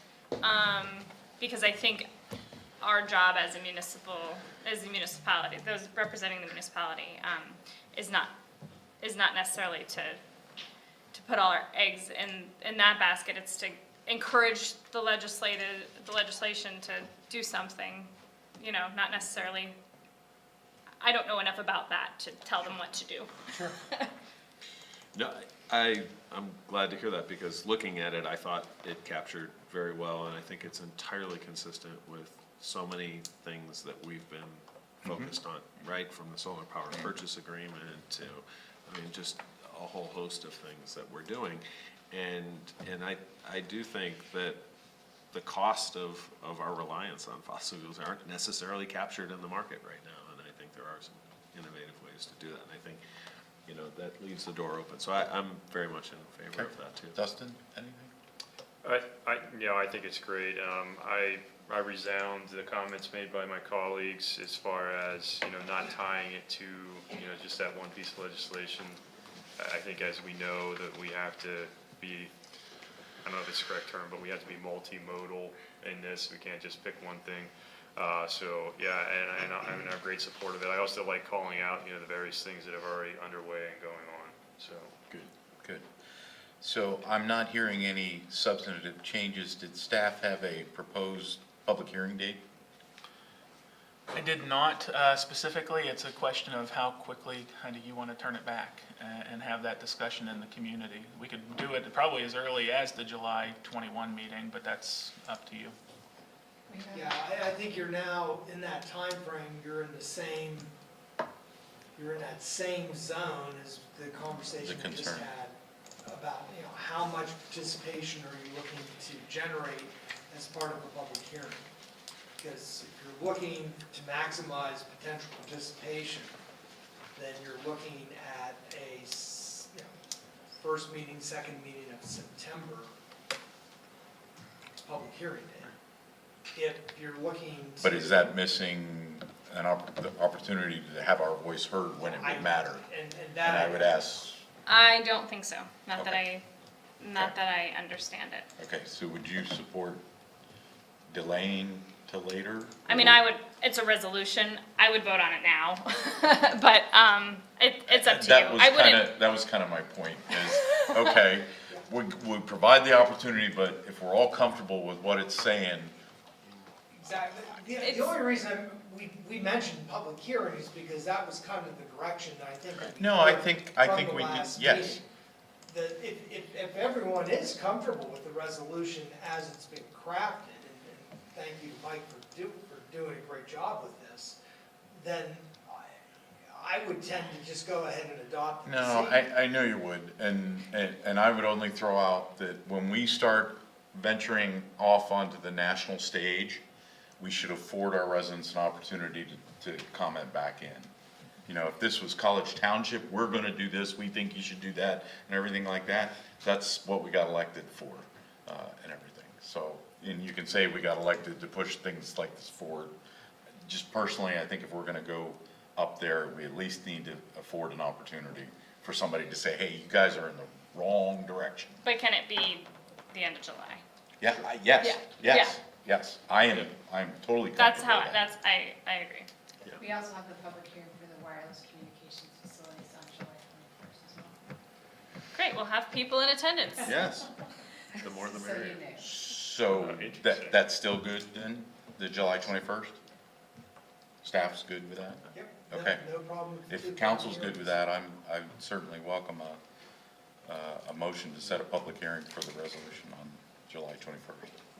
Oh, so moved. We got a motion? A second. We got a second. Any further discussion?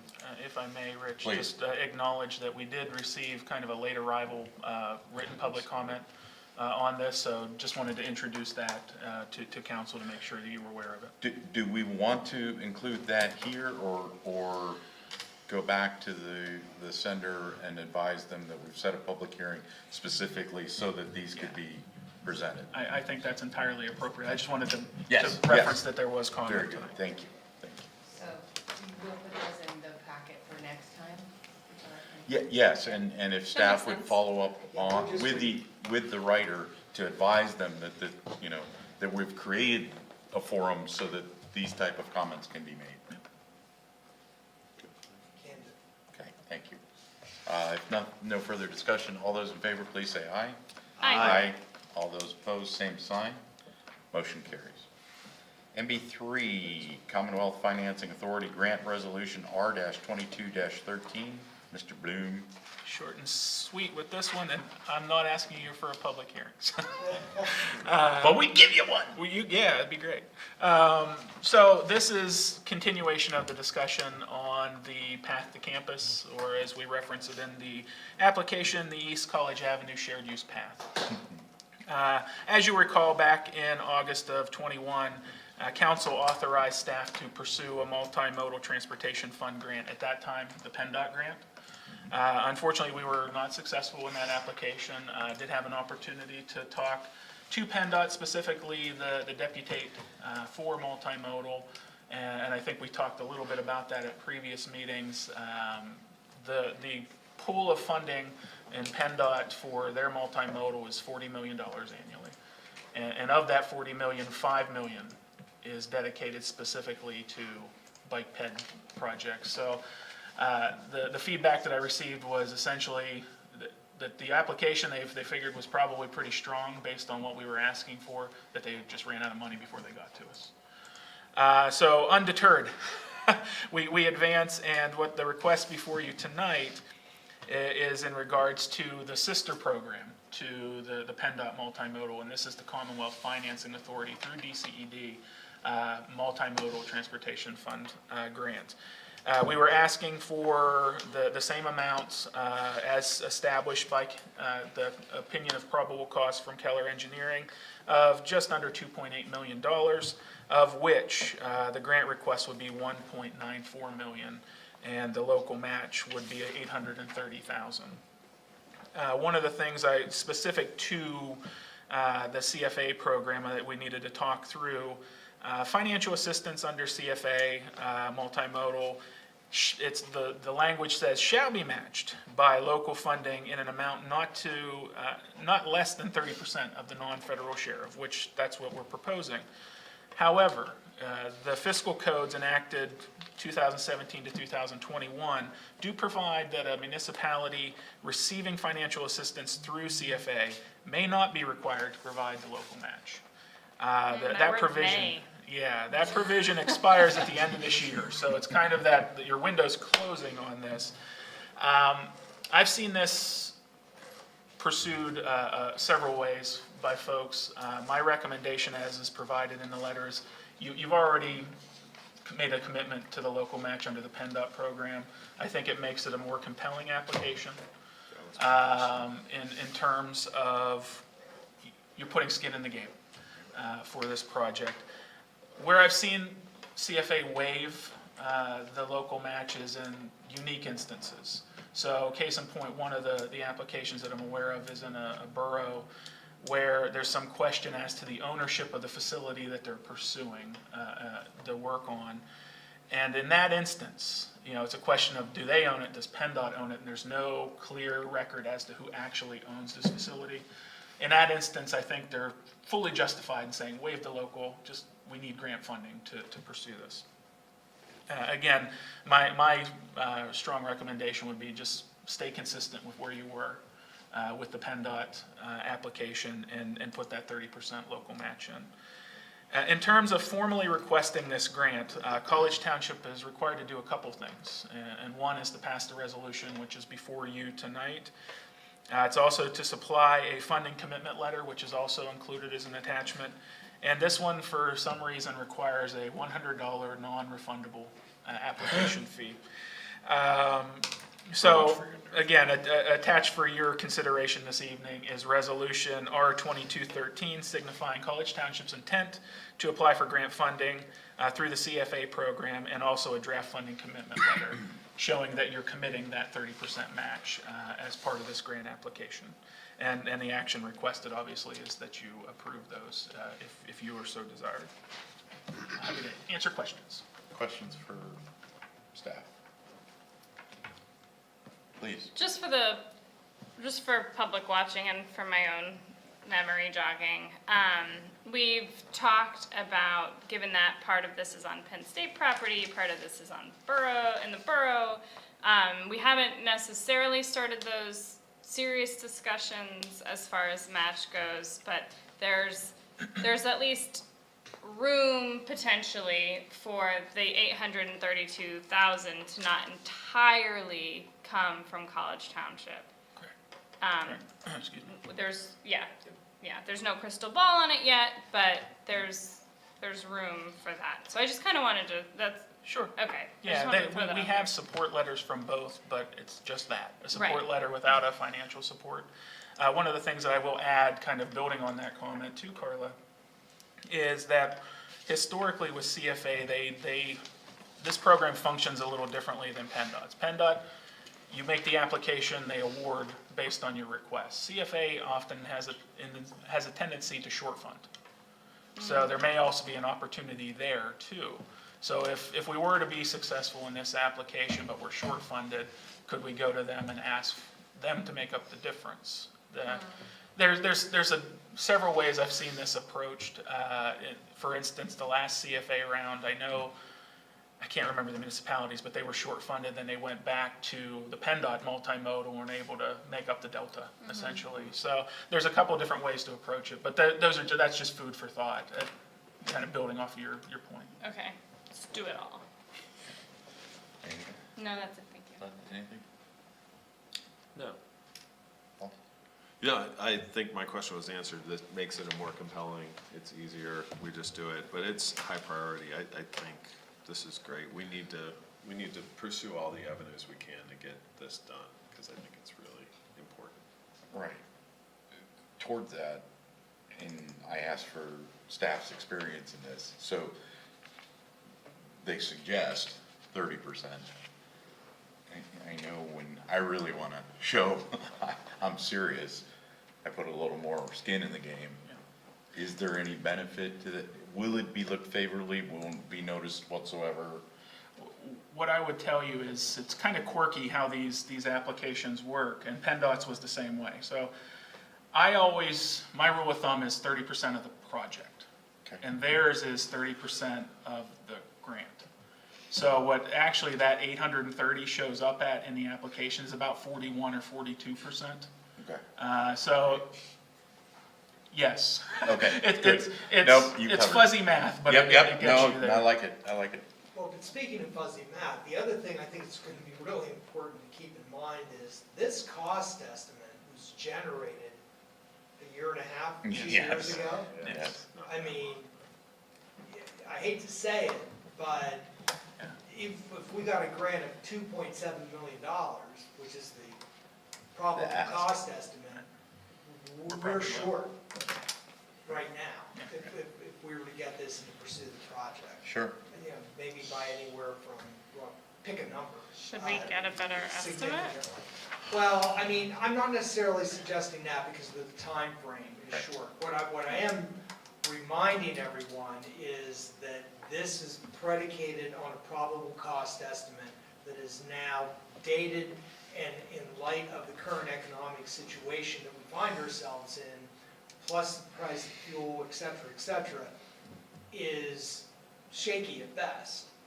Oh, yeah. So as long as everybody understands that. Well, but the other reality, so let's say we're off 20%. So our match port goes up 160,000. If we don't get the grant, we're 1.9 million short. Sure.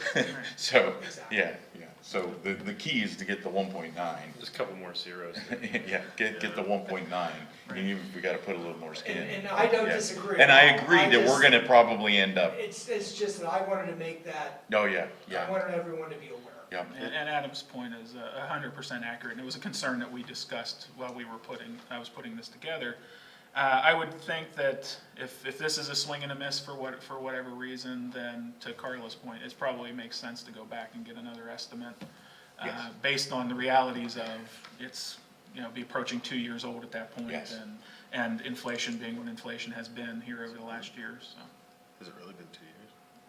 I'm sorry, by the point we'd know about this. grant, By the time we'd be a we year and a get half to approved 2 by it. years. Understood, okay. Yeah, all right. no, it Projecting hasn't- forward, I yeah. was like. Time boy, it didn't flies, but seem it hasn't like- flown that fast. So, yeah. And if I, just quick observation, you were just saying earlier, it might start the ball rolling in terms of if we get the 1.9, then we can go back to the multimodal, then we, like or we could go back to other partners in this and make And up we the would difference. need that. But we would have something in hand Yeah. beyond our commit, so that would be helpful, Well, it moves it out of theoretically. a real stretch for the township to, Yeah.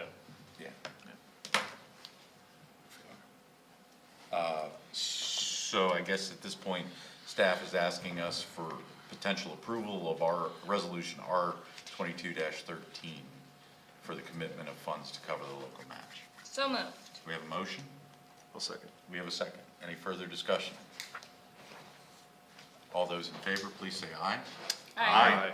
All those opposed, same sign. Motion carries. Thank you very much. Thank you. Thanks. Continuing on. One other thing, and I would just like to get it on the record, we have the resolution. Yeah. Let's, we should enter, council should consider entertaining a motion to send the, what are we calling it, Mike? The funding commitment The funding letter, sorry, I commitment missed letter. that on your initial, I should have thrown that in there, It's sorry. just a simple motion on the part of council to authorize staff to execute. So What- moved. Mr. Blumboss. Second. We have a motion, we have a second. Any further discussion? All those in favor, please say aye. Aye. All those opposed, same sign. Motion carried. Thank you again. Next on the agenda is staff informatives. Is there anything on there staff wishes us to be informed upon? I'm sorry, Carly. No, you had your hand staff. up. I was just getting I was it just prepped. and this is actually a follow-up from a previous discussion that you had related to the CIP. Yes. I didn't feel like I did a good job answering the question about the servers, so I wanted to circle back real quick on that. Our server setup here is a hybrid, so we have servers on site, but we also update nightly to the cloud. So See, I didn't do a good job answering that, and I would be remiss if I didn't circle back to you. Thank you. I'll sleep better tonight knowing that it's being backed up. I noticed there were a lot of high grass complaints. Oh, borough did this like no mow May thing in the rainiest May ever. I don't know if it was a good idea or a bad idea, but I was just wondering, did you notice any of this sort of having to do with that? Or is this just a heavy rain, spring, and This is typical. typical? Got it. Yeah, I had the same exact question because Yeah. I think it was shared by Sue Smith, the No Mo May idea. And it kind of, I saw that in that circle going around. Yeah. Yeah. We did have several people call and we advised we are not participating in no mow May. And our ordinance is quite liberal as well with the 12 inches of height before you're in violation. Oh, 12 inches. Oh, Yes, so, that's legit. Wow. Wow. That's pretty high. yeah, there's no reason to get beyond that, even if it's no mow May. Right. That's fair. You're not gonna get. A fox, you know, your That's foxes tough. can hide in that. That's all right. I tell you, I tried to do No Mo May and I made it to about 3 weeks and I was. Good for you. Oh, you got that far? I had to. Wow, well Think done. of all the beautiful It's months. deceivingly a You lot needed a higher scythe. than what you realize. Yes. Yeah, because then when you cut it, you killed everything else, because it was. Anyway, sucked okay, everything thanks for answering my. out. Great. Anything else on the staff report? Just a real quick Yeah. one. Want to apologize if any of those signs that were removed were mine. I promise you, they were not put there by me, if that is true. I put them there. Actually, See, there you go. Oh, we did remove one of yours. One. Yes. Ah, I'm good, thank you. Thanks for that's letting all right. me That's know. near perfect. That's a really good percentage. Yeah, near perfect. Oh, I'll take near perfect after. Better than a Okay. lot. Good. Yes. All right, thank you. Okay, anything else on staff informative? Anything for council or staff, other matters? Seeing or hearing none, I will begrudgingly accept the motion to adjourn. Move to adjourn. I will second. We are adjourned. Thank you. Take care.